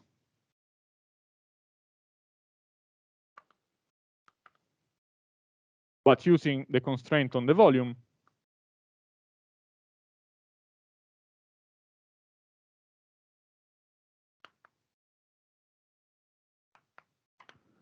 we end up with a conjecture which is much easier.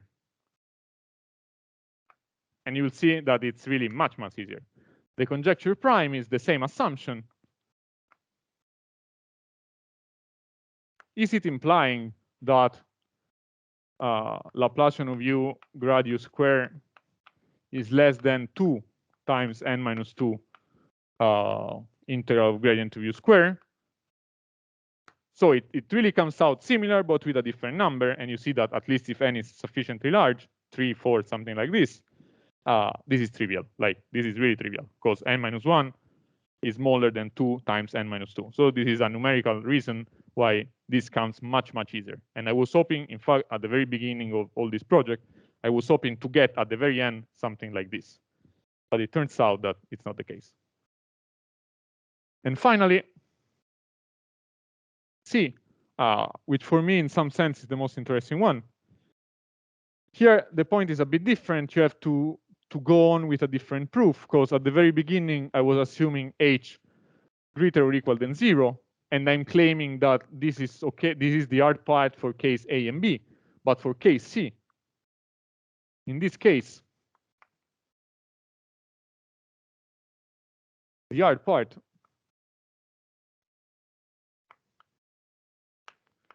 is when the full fundamental form is greater or equal than 0. So the hard part is when the function is the set is convex. So in some sense, this method is such that when you are convex and you are able to prove it with this strategy, then you will be able to generalize it to non-convex things. But if you're able to prove it for convex thing with a different method, it's not going to work the same. Like, you really have to use this method. But so let's say that we assume this for C, and this is really the case. But once you assume this is exactly the same, and you do everything really the same, the conjecture prime prime becomes, this time the condition changes, and instead of getting a condition on the Laplacian, you get a condition on the Hessian, as you may guess. Like, H greater or equal than 0 was giving you something on the Laplacian, something on the second fundamental form, give you something on the Hessian. Less or equal than the identity, then you hope to prove this.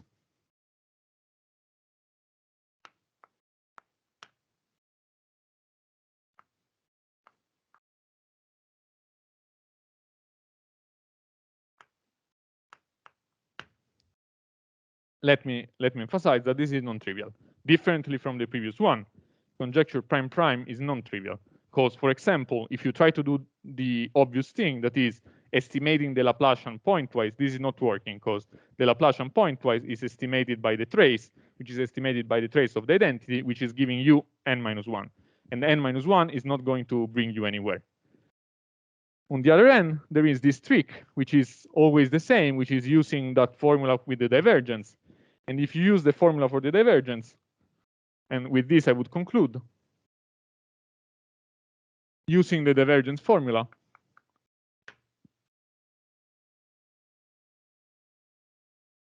you get that this is equal to 1/3. This is somewhat magical, at least for me.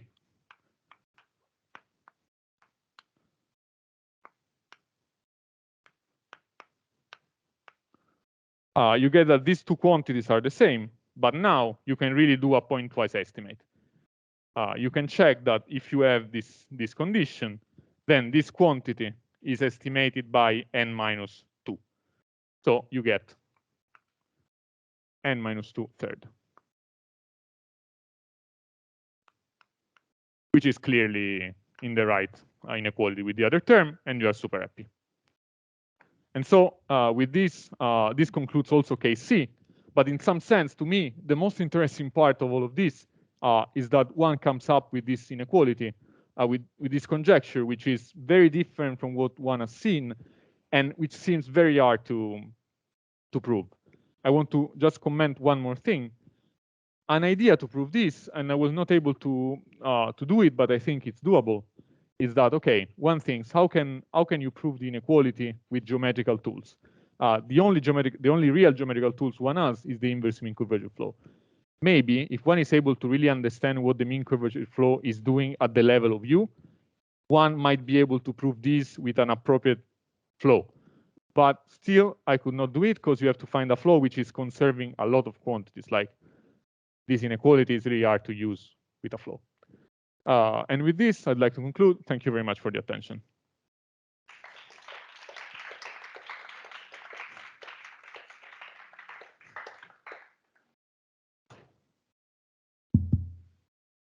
Thank you very much for your brilliant talk.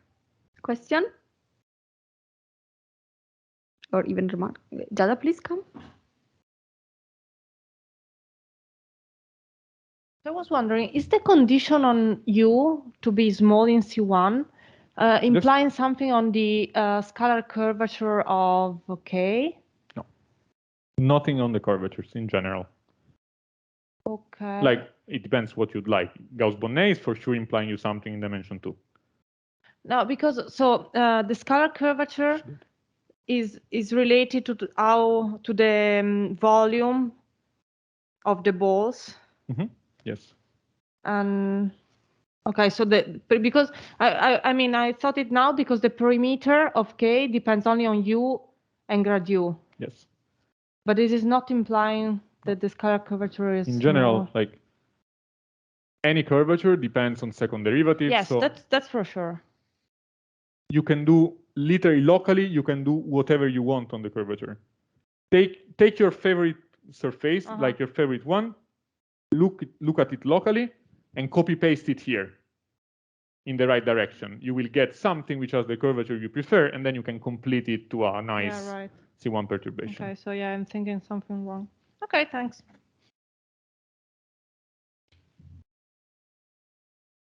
Some comments from the Minkowski Inequality expert.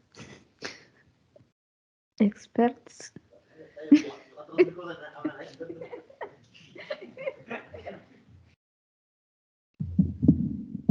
I have two questions.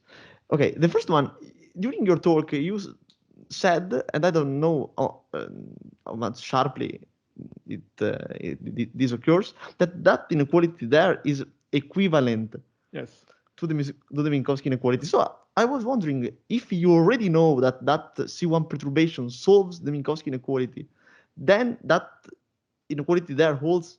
That's a good point, and actually something I really thought about. The reality is that I was not able to prove the equivalence. Okay. Like in general, what I was able to prove in those cases, and in general, what seems to be true is that if you're able to prove this, then you get the Minkowski inequality. Yeah. But the other way around is that if you have the Minkowski inequality because God is telling you that it holds, like for different proofs with a different proof, then what you get is not this inequality, but you get something which is awful to write. Like all the time here, I'm making a lot of simplifications. The reality is that instead of getting this, you would get a mess like this condition. The reality is that if K satisfies Minkowski, what you're really able to prove, it's something along these lines. It's something that goes like the integral divergence of gradient of u, an awful quantity, 1 plus gradient of u square divided by 1 plus u square, then gradient of u square, then this is less than or equal to a constant, which might be actually n minus 2 really, and then here you get something which is much worse than that. You get something with ordered second order, which I actually don't remember, but the most important thing is that here you don't get actually the Laplacian, you get something which is not the Laplacian. And the point is that since your proof is not robust, in the sense that it's coming from geometrical reasons, which are really exploiting implicitly that this is not the Laplacian, but a strange quantity, then you're not able to say that if this holds, then this holds. It's just moral. Like all the time, when I'm writing down a Laplacian, in reality, this is not a Laplacian. This is a divergence, maybe divided by something of something, which has a gradient, and then a term which is like this. And morally, this is a Laplacian, but truly, it's not, because you cannot control anything on the second order. So the reality is not. That's actually something that I really wanted to do. Like I wanted to prove this inequality using, like, let's say exactly what you were saying. We know that the Minkowski inequality holds under this assumption, for example. For the perturbation? Okay. Exactly, for C1 perturbation. This is known because they are star-shaped and therefore blah, blah, blah. One is able to get an inequality which is just not interesting. This one is the interesting one, but it doesn't follow. Yeah. But actually, with your explanation, I'm no more really confident that it's true, because in a sense this means more it's a stability inequality, right? Yes. So it's like something like that. It comes with an higher order information than Minkowski inequality itself. True. So it's not true. I'm no more confident about it. What you're saying is true. Like it's very unlikely that just proving the Minkowski inequality is sufficient. At the same time, it's very, very unlikely that Minkowski inequality is true and this is false. Yeah, surely. But just unlikely. And even another yes, thing, please. but that may be very, very stupid. Actually, you used the fact that the action is controlled by the identity there just in the last inequality. Yes. Okay, where actually you need it just in the direction nabla u, right?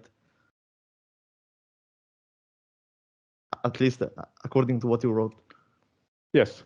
Okay, correct. I was just wondering whether this has some geometric meaning, the action of u, just on those directions, because a priori it's way weaker than what you assumed. But that's a good question. Okay, I don't really know. So yes. Okay. Thank you. No. So I can hear also too. So if I understand correctly, the conjecture is that essentially for a function u with Laplacian between n minus 1 and n minus 2, because otherwise, and you want to prove that, no? I mean, Laplacian could be also very negative somewhere, but at least if you want the conjecture to be non-trivial, it has to be greater or equal than n minus 2 somewhere. Yes. Yes. So the point is, so if you fix epsilon, and you take a solution to Laplace of u equal to n minus 1 minus epsilon, your favorite solution. Yes. So for every solution you tried it through? No. In general. Or is it difficult to compute this solution? I challenge you to find a solution to Laplacian of u equal to constant. No, come on. Different from 0 on the sphere. The point is that you cannot find solutions to this because the integral of this is 0. So you just cannot have Laplacian equal to a constant. What you might try to do is, okay, let's say that we have Laplacian equal to n minus 1 minus epsilon here, and everywhere else it has to have a very negative value. And it turns out that if you try to do this in the simplest way, which is the only thing that I tried, which is you just say that it's constant, it's equal to n minus 1 here and equal to the right thing on the other part, this is giving you something which is satisfying the inequality.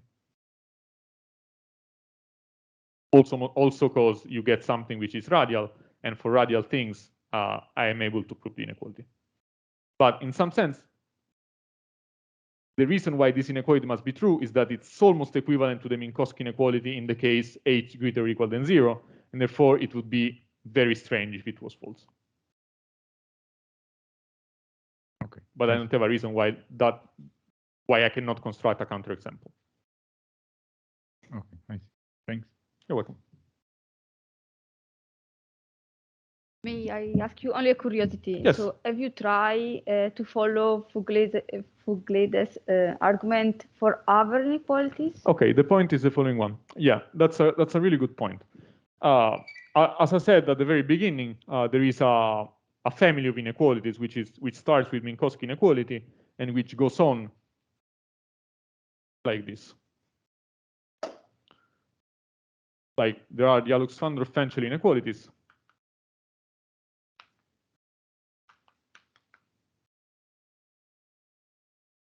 which are saying this.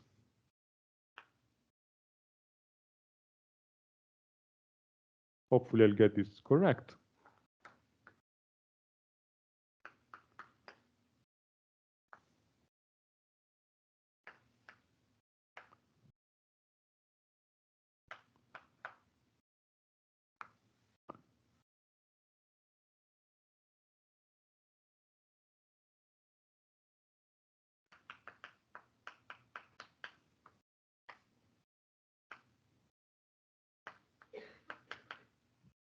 Yes.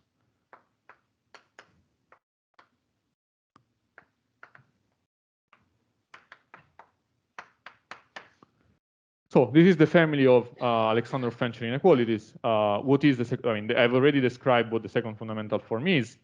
These are the symmetric functions of the eigenvalues. Since it's already late, I'll be quick. And one is able to prove this for convex domain.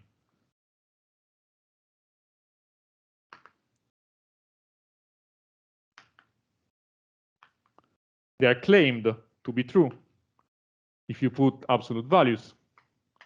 For general domains, they are proven for star-shaped known for star-shaped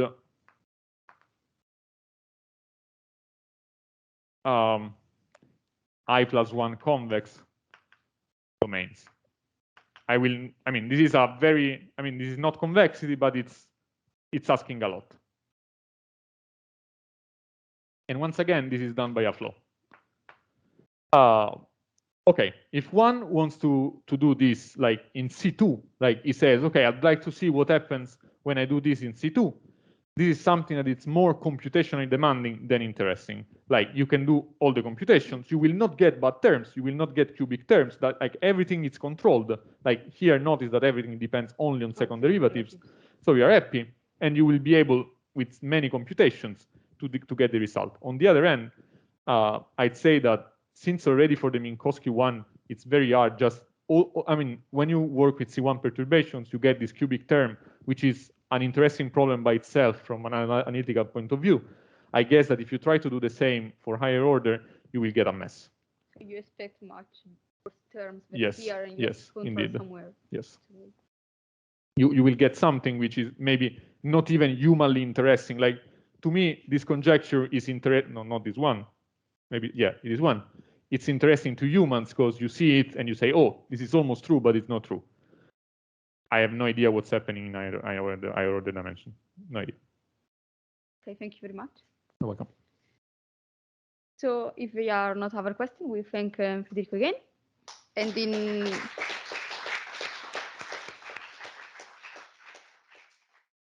Okay, it's finally time for the last talk of the day.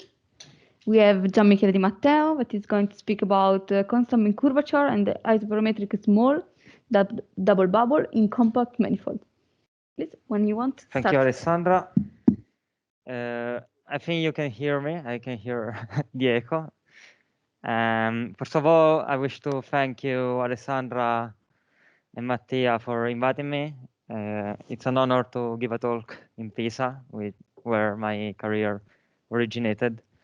What I will talk about is partially a joint work with Andrea Malchiodi.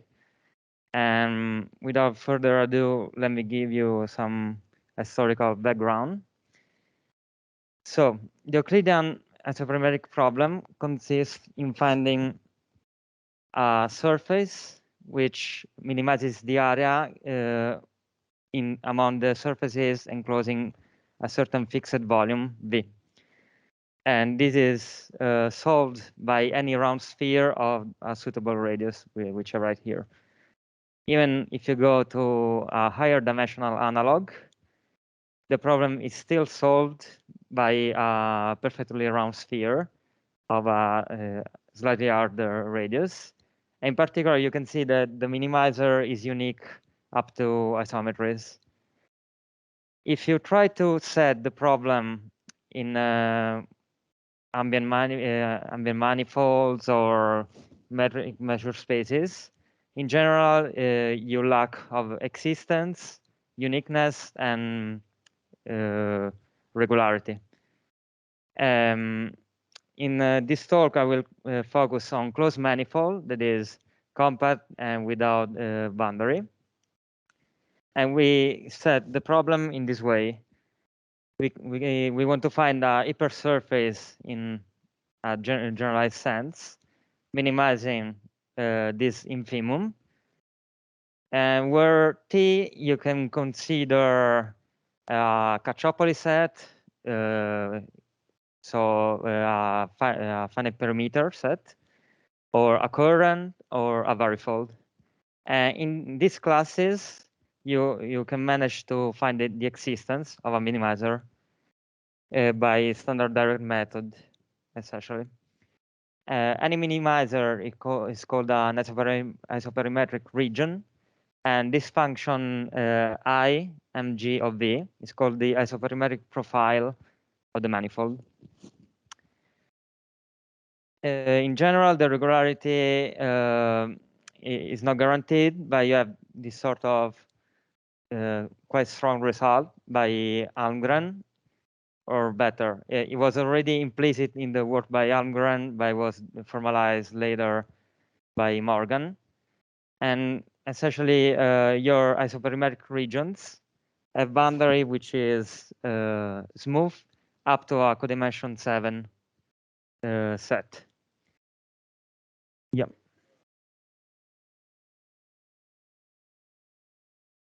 No, I'm in a closed manifold. Don't worry.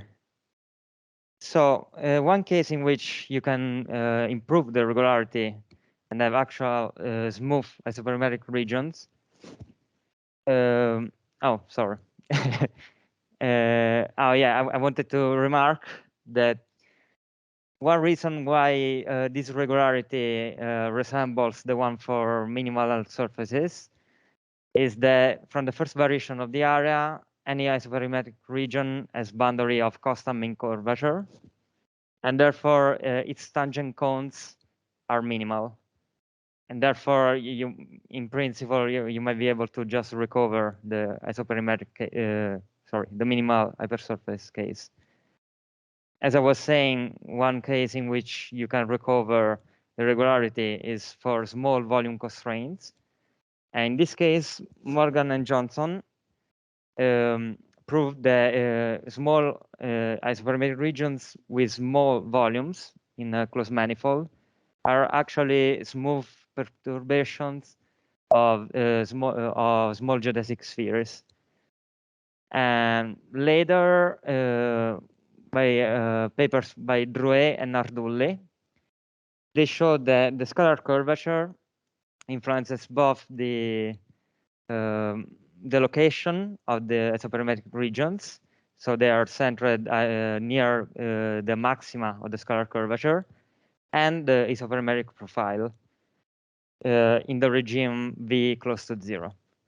And one reason for this is, as Giada was saying before, that the scalar curvature gives an intuition of how the volume element differs from the Euclidean one. So essentially, it gives you the first non-trivial order in the expansion of the isoperimetric profile. Later, we will be interested in a related result by Packard and Shu.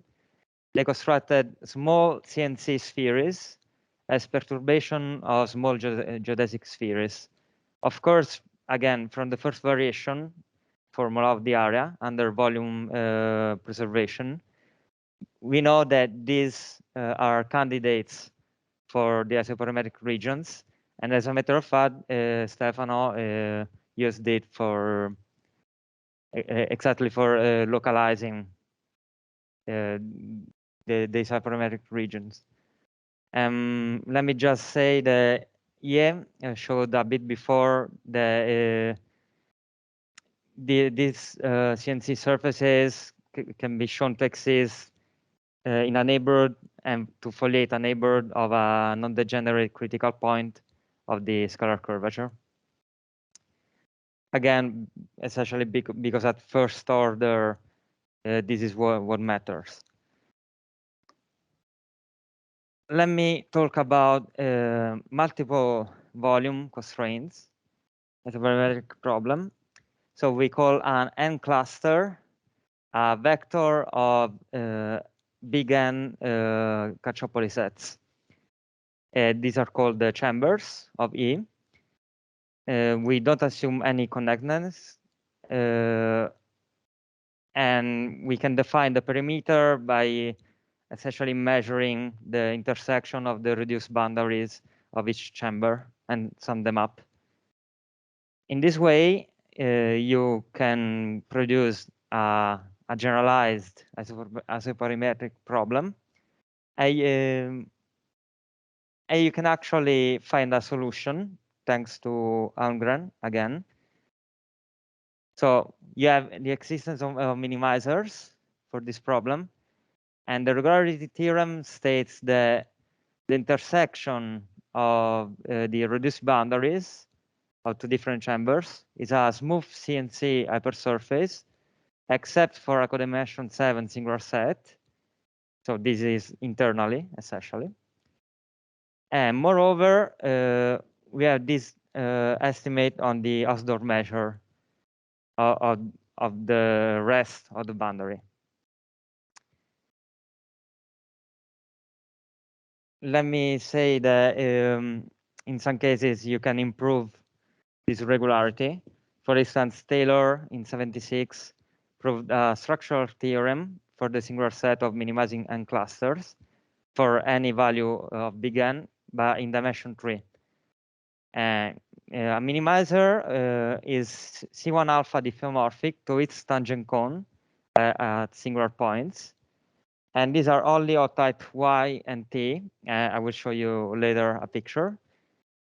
And later Y extended partially in higher dimension this result, showing that the top dimensional singular stratum is C1 alpha on a relatively open dense set, and is fully C1 alpha if you enclose only two chambers. So this is the image of the cones of type Y and T. So one is given by 3 half planes meeting at 120 degrees, and the other is constructed on a tetrahedron. And this is particularly cool because if you see any soap bubbles in real life, yeah, you can actually see these appearing.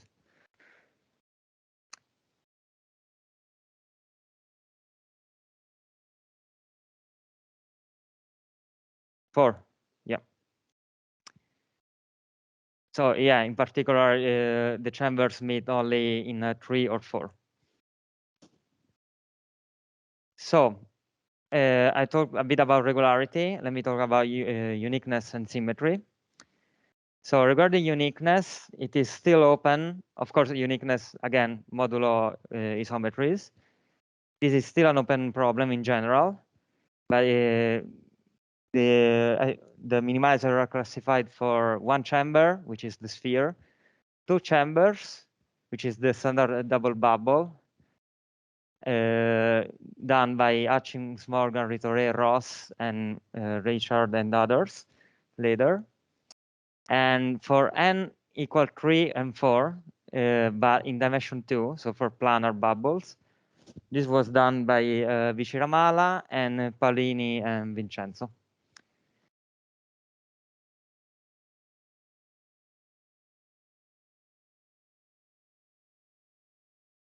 Lowell. In dimension 2 for double bubbles. Yeah. Ah, for triple bubbles. Okay.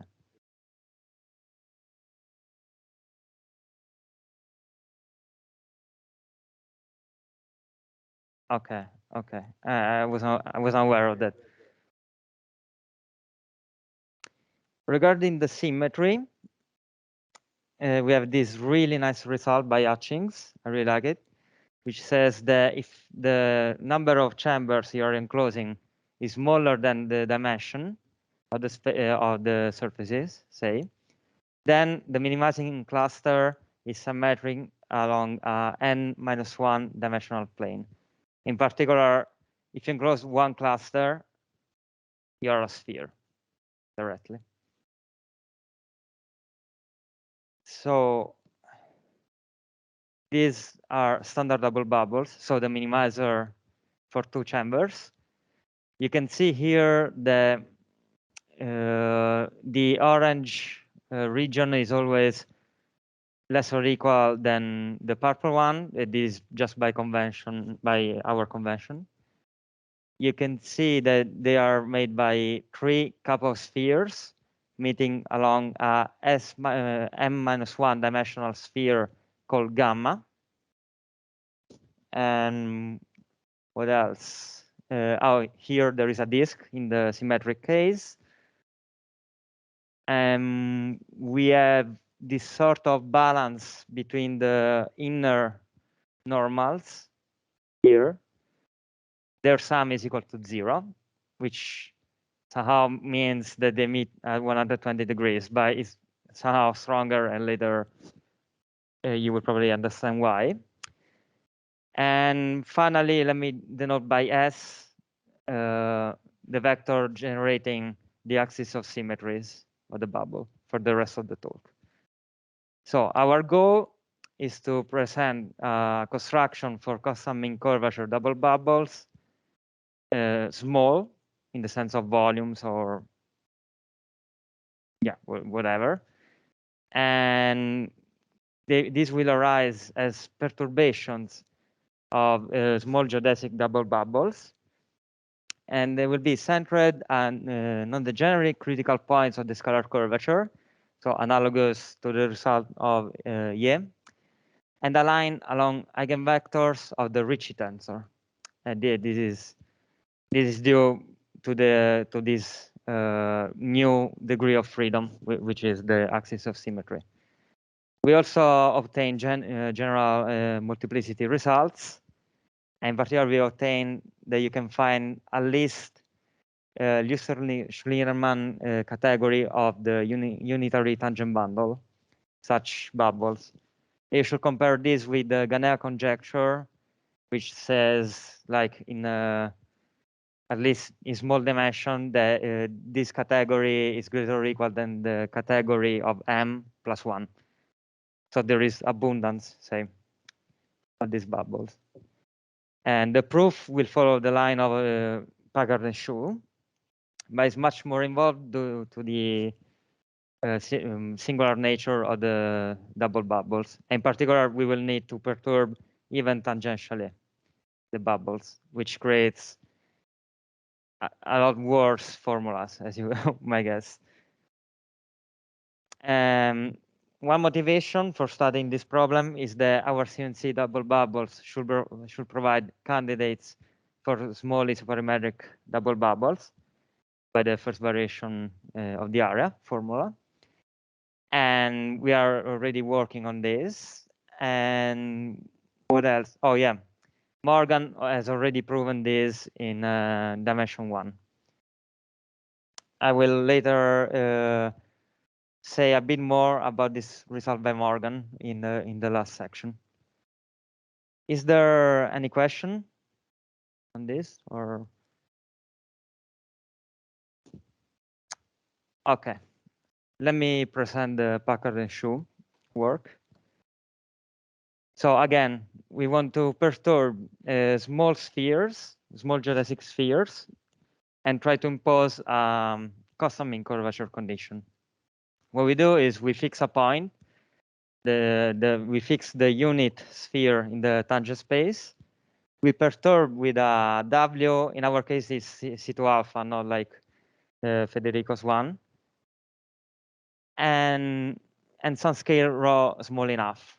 So what we do is we sum through the normal. Notice that our normal is pointing inwards, therefore there's a minus there. Then we rescale by rho, and then you project in the manifold with the exponential map. We denote the image SP rho of W, and we try to impose the mean curvature of S PW constant. Let me introduce some notation. L will denote a linear combination of W and its derivatives up to order 2, which is continuous in the following sense. Q will be a nonlinear operator depending on W and its second derivatives. And this is Lipschitz continuous in the following sense.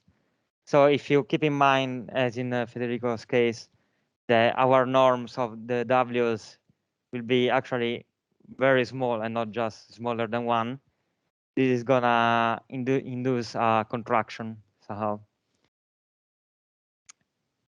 Finally, Vigo rho to the n is a smooth function such that you can derive any number of times in the space manifold and j times in rho, and it decreases the bound by rho to the n minus j. With this convention in mind, the mean curvature has the following expansion, the mean curvature of the perturbed sphere. And we try to impose the mean curvature equal to m, which means this equation after rearranging. But unfortunately, this operator, which is called the Jacobi operator of the sphere, has a non-trivial kernel. So this operator is nothing else but the operator inducing the second variation formula of the area. So in particular, this kernel will be generated by the infinitesimal translation of the sphere in the ambient space because they are isometries. So it has dimension n+1. So they cannot solve for this equation, but they need to solve for a weaker one, where we allow the mean curvature to be constant up to an element of the kernel of this operator, which we can identify with the vector generating the infinitesimal translation. So we have this different identity with this green summon. And the way to solve it is we project it in the kernel and in the orthogonal complement of the kernel. And in the orthogonal complement, we can solve it by fixed point theorem, exactly because of the properties of L and Q, that they induce a contraction in our case. And we can invert of the Jacobi operator because we are in the orthogonal. And then after you solve for W, you can solve uniquely even for psi simply by the projection. It's more or less like the identity somehow. So let me call the unique solutions WP rho and XP rho. You can use bootstrap argument and deduce the WP rho is smooth. XP rho, of course, induces a smooth function as well. And what is really important for us is the their dependence on the point P is smooth. And I will tell you later where precisely. So with these solutions, so for these almost custom in curvature spheres, we denote them by SP rho flat, and these are called pseudo bubble. Stefano introduced this denomination. And we remark that the mean curvature is not yet custom. What we do is we consider this remark by Capoleas, which says that if you have a close embedded hypersurface whose mean curvature is constant up to a Killing vector field, so in particular a translation is a Killing vector field, then the mean curvature must be constant. And the idea of the proof is simple. You introduce a new energy, which is given by the area of the surface minus the constant that you want, so the mean curvature, times the volume enclosed by the surface. And the first variation of this energy E is given in this integral. On the other hand, if you choose Xi equal to Xi naught, the left-hand side is equal to 0 because a Killing vector field induces isometries of the ambient space.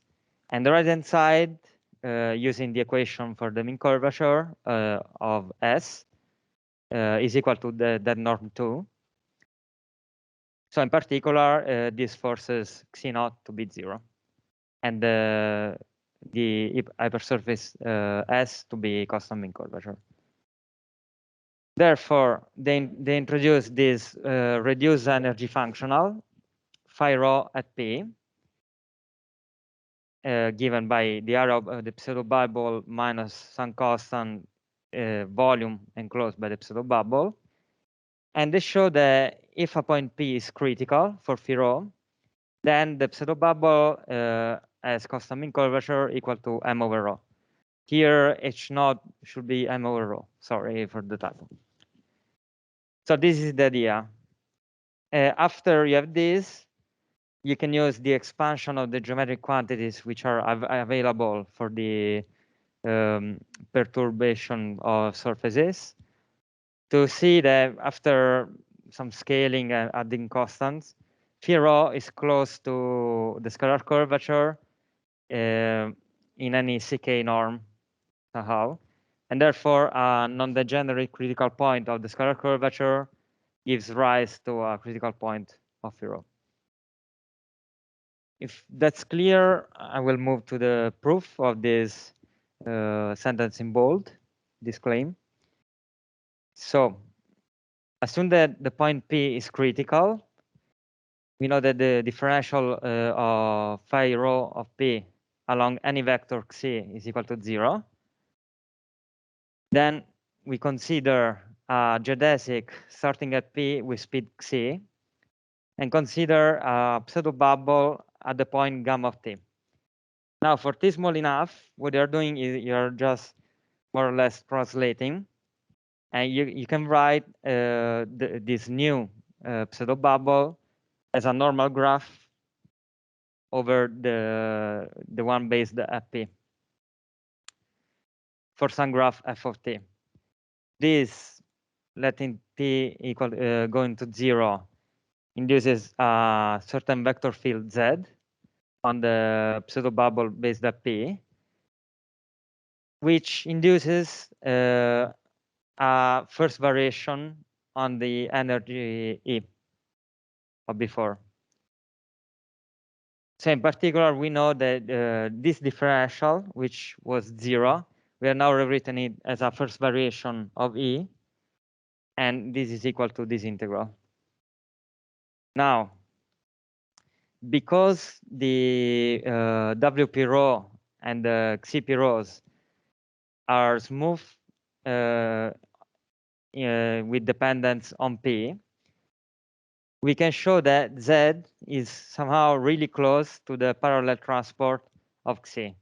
This is essentially saying that in this construction, the most part of the perturbation is given by a translation. And therefore, we can rewrite the inequality. We can use the identity to deduce this inequality, 11. And now we substitute the norm of Xi, which is the L infinity norm, if you want, with an L2 norm, given doing this trick. Essentially, since Xi is a constant vector, this is more or less trivial in the Euclidean case, and this induces an inequality for pseudo bubbles. We plug in, we choose Xi equal Xi P rho, so the exact element of the kernel, and we deduce 13. Therefore, for rho small enough, the integral must be 0, and the pseudo bubble must have constant curvature. Is there any question on this? Okay, very good. So, as we've seen in the proof, a characterization of the kernel of the Jacobi operator was playing a crucial role in the analysis of Packard and Shu, and therefore we need to do the same for the standard double bubble to construct them. What we do is we fix a small double bubble, a standard double bubble in Rn, and we call it symmetric if the volumes of the chamber are equal, or asymmetric in the other case, with V1 always smaller. We denote the sheets sigma sigma with little sigma 0, 1, or 2. And let me clarify that we have the balance equation of the inner conormals at points in gamma, of the normals n big N sigma, of the angles. We have a lot of symmetries now, and we always have a balance equation for the pressures, which are the mean curvature. So what we do is we define admissible perturbations. Here at this level, you may even consider just normal ones, but with the idea in mind of constructing CNC double bubbles in manifold, you need to put the tangential component y.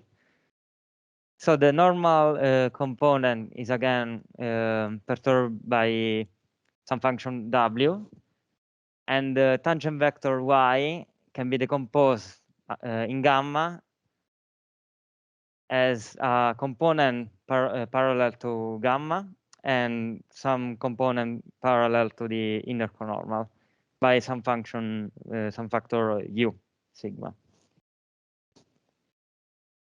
Now we want this perturbation to be univalued in the in points in gamma, because of course otherwise the chamber will stuck, and then they don't enclose anything anymore. They're not geometric, and this gives these equations. I put in green that identity, so that we are annihilating the component in gamma, because we're not really forced to do it, but we will do it. It simplifies a bit of things. It does not really influence our computation. But let me just say that these are just linear conditions on W and U's. you might consider perturbation preserving the volumes at the first order, which gives equation 17. So this is an example of a miscible perturbation. As you can see, we are perturbing everything, but points in gamma will go to points where the new hypersurfaces are still meeting. We assured that. Now, the first variation of area along any perturbation preserving the volumes is 0, simply because the standard double bubble is a minimizer of the isoperimetric problem. For what it regards the second variation, we call W, so just the normal component, a Jacobi field if it annihilates the second variation, which reduces to solving this system. So we refer to the last two identities as the linearized equiangularity condition, as opposed to the strong, if you want, equiangularity condition, which is given by the sum of the inner normals, inner conormals equal to 0. And let me remark that this second condition is nonlinear in U, W, and their derivatives with respect to the inner conormal.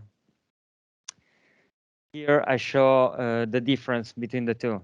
As you can see, at a second order, the figure on your left is decreasing this volume, the volume of this part. So from here to the red one. Whereas here, this is actually non-linearly equiangular, say. Okay. Our result says that the space of Jacobi functions, Jacobi fields, sorry, of the standard double bubble has dimension 2m+1 and is generated by infinitesimal translations and rotations, which are not fixing the axis of symmetry, because otherwise they induce just the normal field 0 on the bubble. And we also obtain, as a corollary, a Poincare type inequality exactly as in the talk by Federico, under admissibility of the perturbation and linearized equiangularity condition. The rigidity case is attained exactly at rotor translations. And the fact that this is the rigidity case means that the inequality cannot be improved assuming volume preservation. And this somehow reflects a stronger stability of standard double bubbles, already proven by Iwan Slobodjanin. And essentially, it means the standard double bubbles minimize the so-called Helmholtz free energy. So, how to prove theorem 1? We consider parametrization, say a polar parametrization of the cups of the spheres, which are the sheets of the standard double bubble.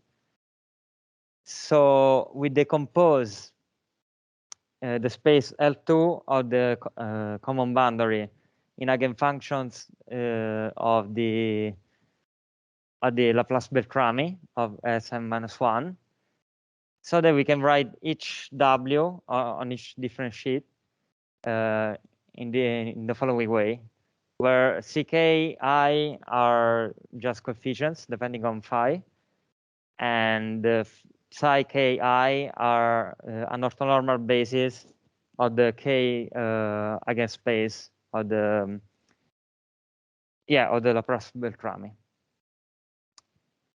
So imposing the equation of the solved by the Jacobi fields amounts to the coefficient solving this inequality, this identity, which is called the associated Legendre equation. And this is solved by a linear combination of these functions, which are expressed in terms of P and Q, which are hypergeometric functions called the associated Legendre functions. Now, from the a priori regularity, we know that W must be smooth in the internal part of the cup of spheres, in particular regular at 0. And these exclude the Q's in the formula before because they blow up at 0. And so we have a one-dimensional family of solutions. Now we are gonna impose the boundary conditions. So for these associated Legendre functions, we have a recurrence relation, which I write here. And this allows us to rewrite the equiangularity condition, the linearized equiangularity condition, in somehow easier manner. And let me just stress that here you have 1 minus k. So for k equal 1, something simplifies more. Imposing the boundary conditions, you get this system who has a one-dimensional space of solutions. Yeah, you can trust me on this. You just use the balance of the angles, say. For k equal 1, you have just one equation, two-dimensional family of solutions. But this is for each eigenvector of the first eigenvalue of the Laplace-Beltrami, and they are m.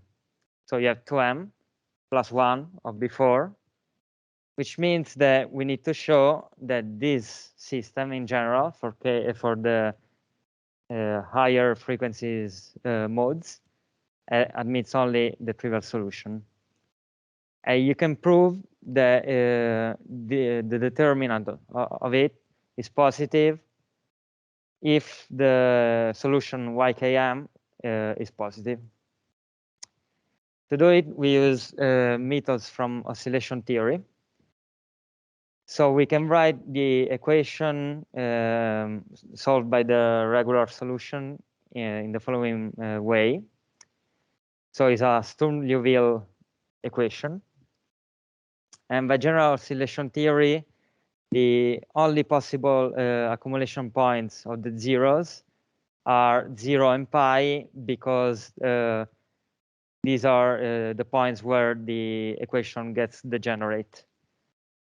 You can see the beautiful book by Bianchini, Mari, and Rigoli. Now we want to use the following comparison theorem by Sturm, by Picone. It's called the Sturm-Picone comparison theorem, which says that suppose that you have two Sturm-Liouville ordinary differential equations where they are not degenerate, and P1 is bigger than P2, Q1 is smaller than Q2, and then you have some two non-trivial solutions, Y1 and Y2.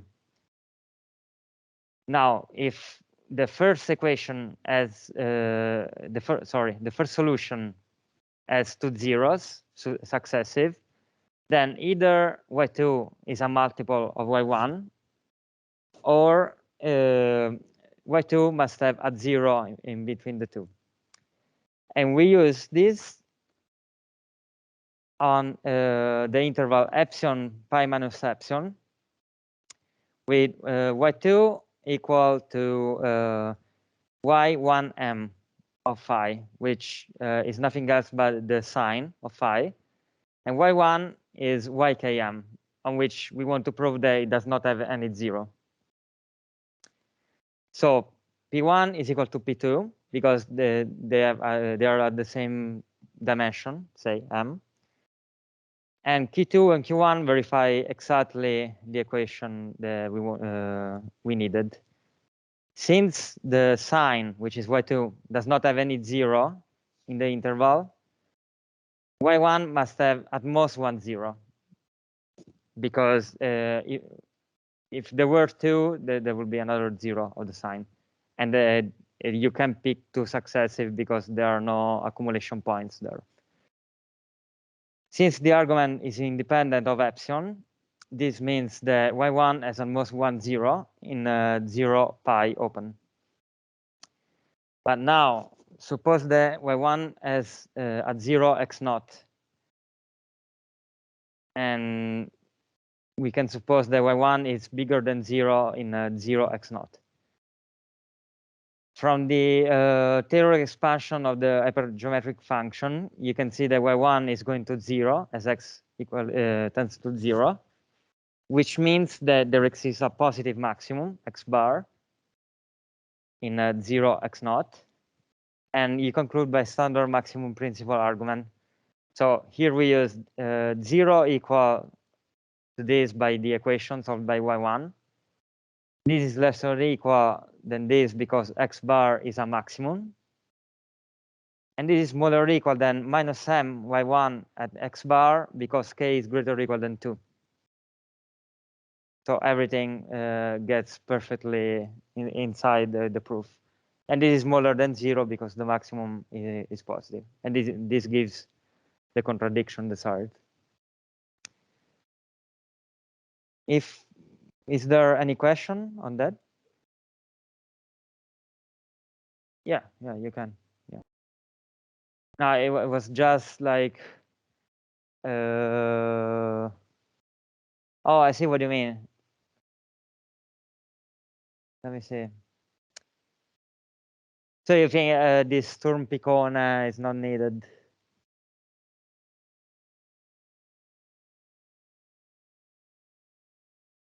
Yeah, no, actually, this makes sense. I will need to think about it, but it does make sense. Yeah. No, but wait.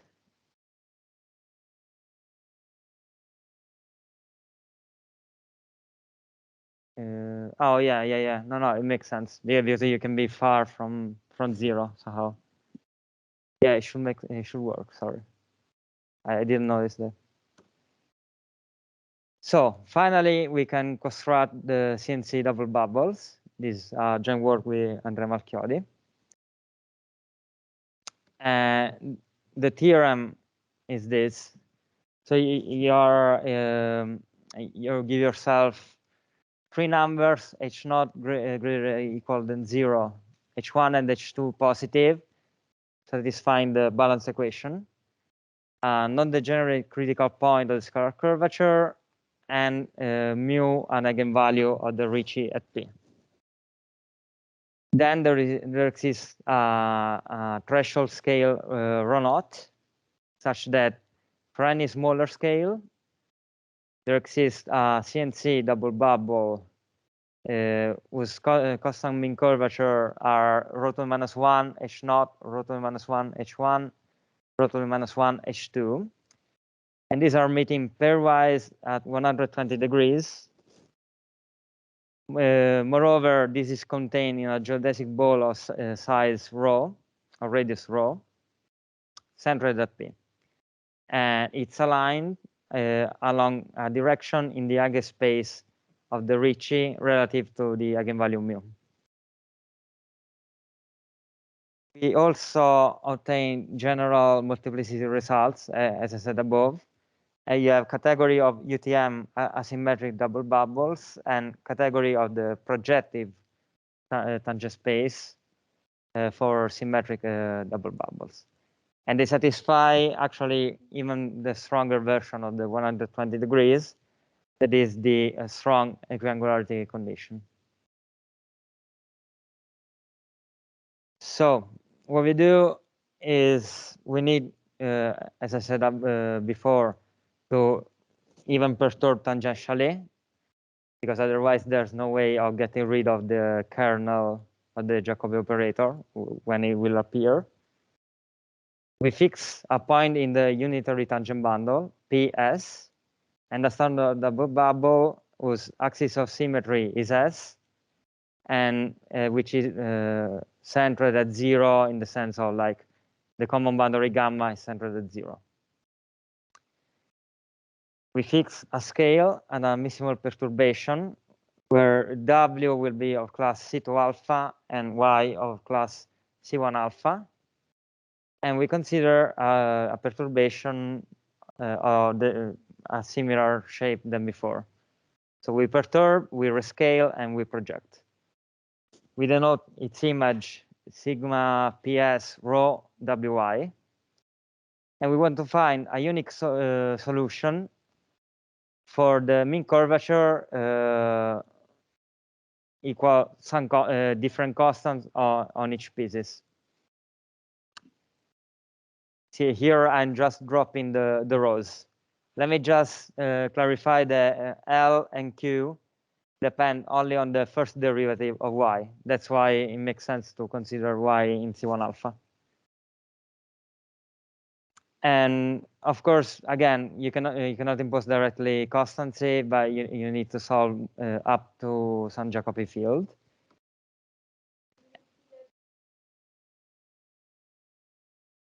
Exactly. And in fact, in principle, you may choose y arbitrarily inside, as long as it satisfies the boundary conditions, which are C0 alpha, as I write. The regularity internal should be C1 alpha, and the smoothness in P and S for the variational argument later. Unfortunately, the only extension theorems that we are aware of allow to preserve the regularity of the boundary data, so C0 alpha, but they do not improve the regularity. Plus, there are no smooth selection principle for the smoothness in PS.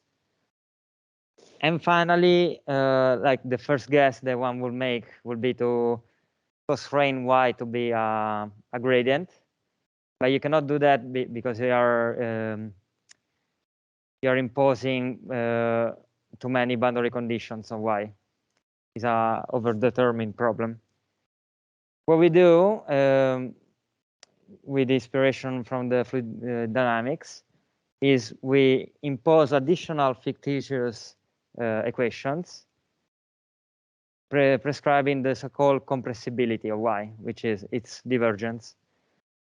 So now the problem becomes overdetermined with 9 boundary conditions and non-elliptic, which will scare someone, but somehow we managed to get a solution thanks to, say, the work of several authors. Here I cite the book by Schwarz, which resumes the results. And for contractible domains like each couple sphere, the problem, which is again overdetermined and non-elliptic, has a unique solution C1 alpha. So you do improve the regularity. With shadow estimates, I mean that you can control the C1 alpha normal y depending on the boundary data. Sorry, on the data F and U. If and only if you have the compatibility condition, which comes from the divergence theorem.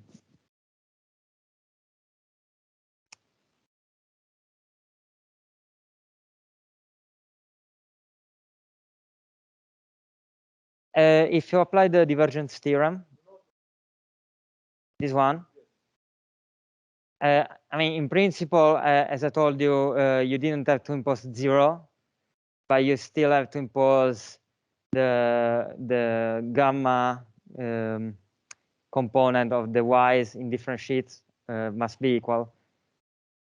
So if you want, you can have 9 boundary, sorry, 8 instead of 9 boundary conditions, but they're still too many.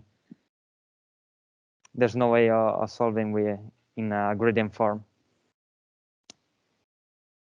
So for perturbation satisfying the linearized equiangularity condition, you can use all the boundary conditions that we have seen to build up a suitable data F sigma. What we do is, so you start with the integral of U sigma. You can write it as a linear combination of integrals of the W sigma. Then with the linearized equiangularity, you have integrals of the inner derivative of W sigma. From the divergence theorem, this is the integral on the caposphere of the Laplace of W. And then you can use the equation satisfied by the W to get a linear combination of the W sigmas. In this way, you create a suitable data, F sigma, which induces a contraction after applying the divergence to the -1. Because you have arrived to a good right-hand side somehow. So we can solve the fixed point theorem under the linearized equiangularity condition. And to solve the original problem, we see the equiangularity condition as a small perturbation of the linearized one. And we can still solve by fixed point theorem. Why it's important to have the strong equiangularity condition? Because our model equation, like the same energy, sorry, our model energy, the one say identified by Capulas, satisfies as this first variation along some vector field Z. You can this second summand, you cannot get rid of it in the variational argument as in Packer-Shu. But you actually really need this to be equal to 0. Especially because there's no reason for why this sum of inner normals should align along the rotor translational vector. Finally, the estimate Z close to X relies on a technical theorem by Cicalese and Leonardo Maggi. Sorry, here there's a, yeah, I shouldn't have written Z here. But I mean, Z is the rotor translational vector field induced by the family of pseudo bubble along a curve in the unitary tangent bundle. So you see, if you move along this curve, you get induced rotor translational vector field on the double bubble. And this technical theorem is really strong, really nice. It essentially allows you to write hypersurface with boundary as an almost normal perturbation of over a reference hypersurface with boundary under certain condition, and controlling the tangential component, which in principle could blow up wildly. If there is any question on this, otherwise we'll conclude with the application to the isoperimetric problems under small volume constraints. So for single volume, as I said, Johnson and Morgan proved that the isoperimetric regions are small perturbations, say C1 alpha graph over a small sphere. And the idea is that you consider a sequence of volumes going to 0. You rescale, you consider isoperimetric regions realizing these volumes, and you rescale them to have volume 1 in the rescale manifold embedded via Nash embedding in some Rm plus k. The scale regions converge weakly, say BV if you want, to a minimizer in the tangent space of this embedded manifold that is a sphere. But now if you converge BV to a sphere, you can use Allar regularity to deduce, to promote weak to smooth convergence. In Ardulli, the author showed that these graphical isoperimetric regions belong to the family constructed by Packer and Shu, identifying their barycenter, essentially. And hence, he deduced a Taylor expansion for the isoperimetric profile exactly because you have Taylor expansions available for perturbations of spheres. And he also located the isoperimetric regions at maxima of the scalar curvature. Now, we would like to do the same for 2 volumes, and Morgan does it for one-dimensional double bubbles, isoperimetric double bubbles in surfaces, so 2-dimensional manifolds. And the main additional difficulty is the lack of a curvature bound for the rescaled regions, essentially because you might imagine the volume of one region going much faster to 0 than the volume of the other. In that case, you converge still to a minimizer, which is the sphere, but there's no way of controlling the rescaled curvature. And this, moreover, cannot be extended easily to higher dimension because you cannot promote weak to smooth convergence, because these sets, once you rescale and embed, they have high codimension, and they won't be any more one-dimensional, so you cannot improve the convergence. And this concludes my talk. Thank you.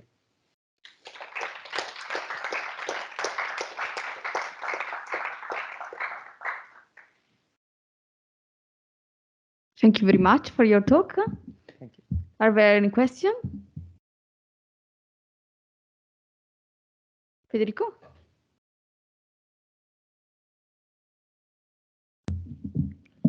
A couple of questions. First of all, could you just briefly say what is known if instead of 2 you have 20 bubbles? Like, is it something known, existence, something? Yeah. You always have existence. And apart from existence?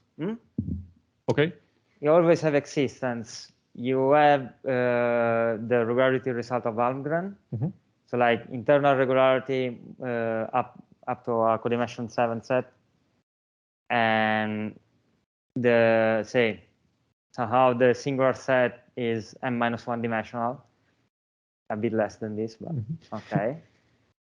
And in dimension 3, you have the near the singular set, you are a perturbation of a type 1 or type T cone. And I think more or less this, like, I mean, there are a few other results, like you can bound the number of components of the chambers. Yeah, something like this. I see. Just another thing, at a certain point, you cited a result, maybe by Hutchings, maybe not, that was claiming that if the bubbles are not so many, then you have symmetry. Yeah. If I'm not mistaken. This one. Yes. And you said that you immediately deduce from this one that if there is only one bubble, then it's a sphere. Yeah, because they are symmetric with respect to a 0-dimensional point. I see. Thank you very much. Sorry. Okay. Just one more thing. This one, the trick is like you want to find things which splits. I mean, you want to find something which splits each bubble volume in 2. Yeah, but you cannot. But you cannot. You cannot. I see. You need to study topologically the map that to a given hyperplane associate the 2 different volumes. Yes.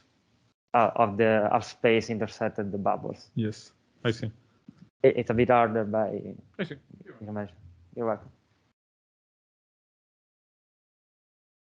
So I can also ask you a question? Yeah. So there is something known in the case that the ambient space is not a manifold without boundary, but there is some boundary. So it's manifold with boundary. For you mean for 2 bubbles? No. At least also one bubble. Okay. Also one, I mean, I guess, yeah. I mean, for the, definitely you do have existence. You probably meet the boundary if you meet it orthogonally, but I don't know if they've already shown the perturbation of a hemisphere or not. Yeah, yeah, it would be nice. Yeah, no, actually, you cannot be a graph of alpha sphere, because I can see, like, if I'm on a cube, perhaps you go on a corner. On the corner, yes. Yeah. So it's a bit different, but yeah. Are there any other questions?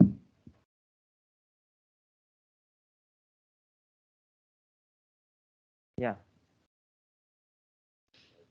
For multiple clusters, no. For, well, yeah, for one single. Maybe yeah, something it's like in all the Heisenberg. What? Maybe something in Heisenberg. Some result by. Yeah, even like in Franceschi RCD spaces, I think Stefani. there are several results of isoperimetric inequalities.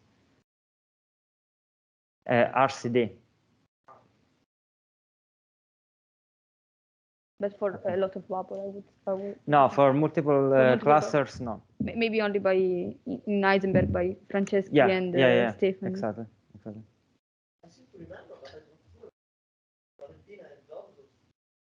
It's what I'm quoting, Franceschi and Stefani.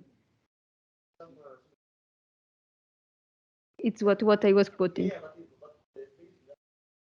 No, it's Grushin plane. It's not Heisenberg. Yes, you are right. Thank you for correcting me. Okay, if there are not other questions, we can thank Gianmichele again.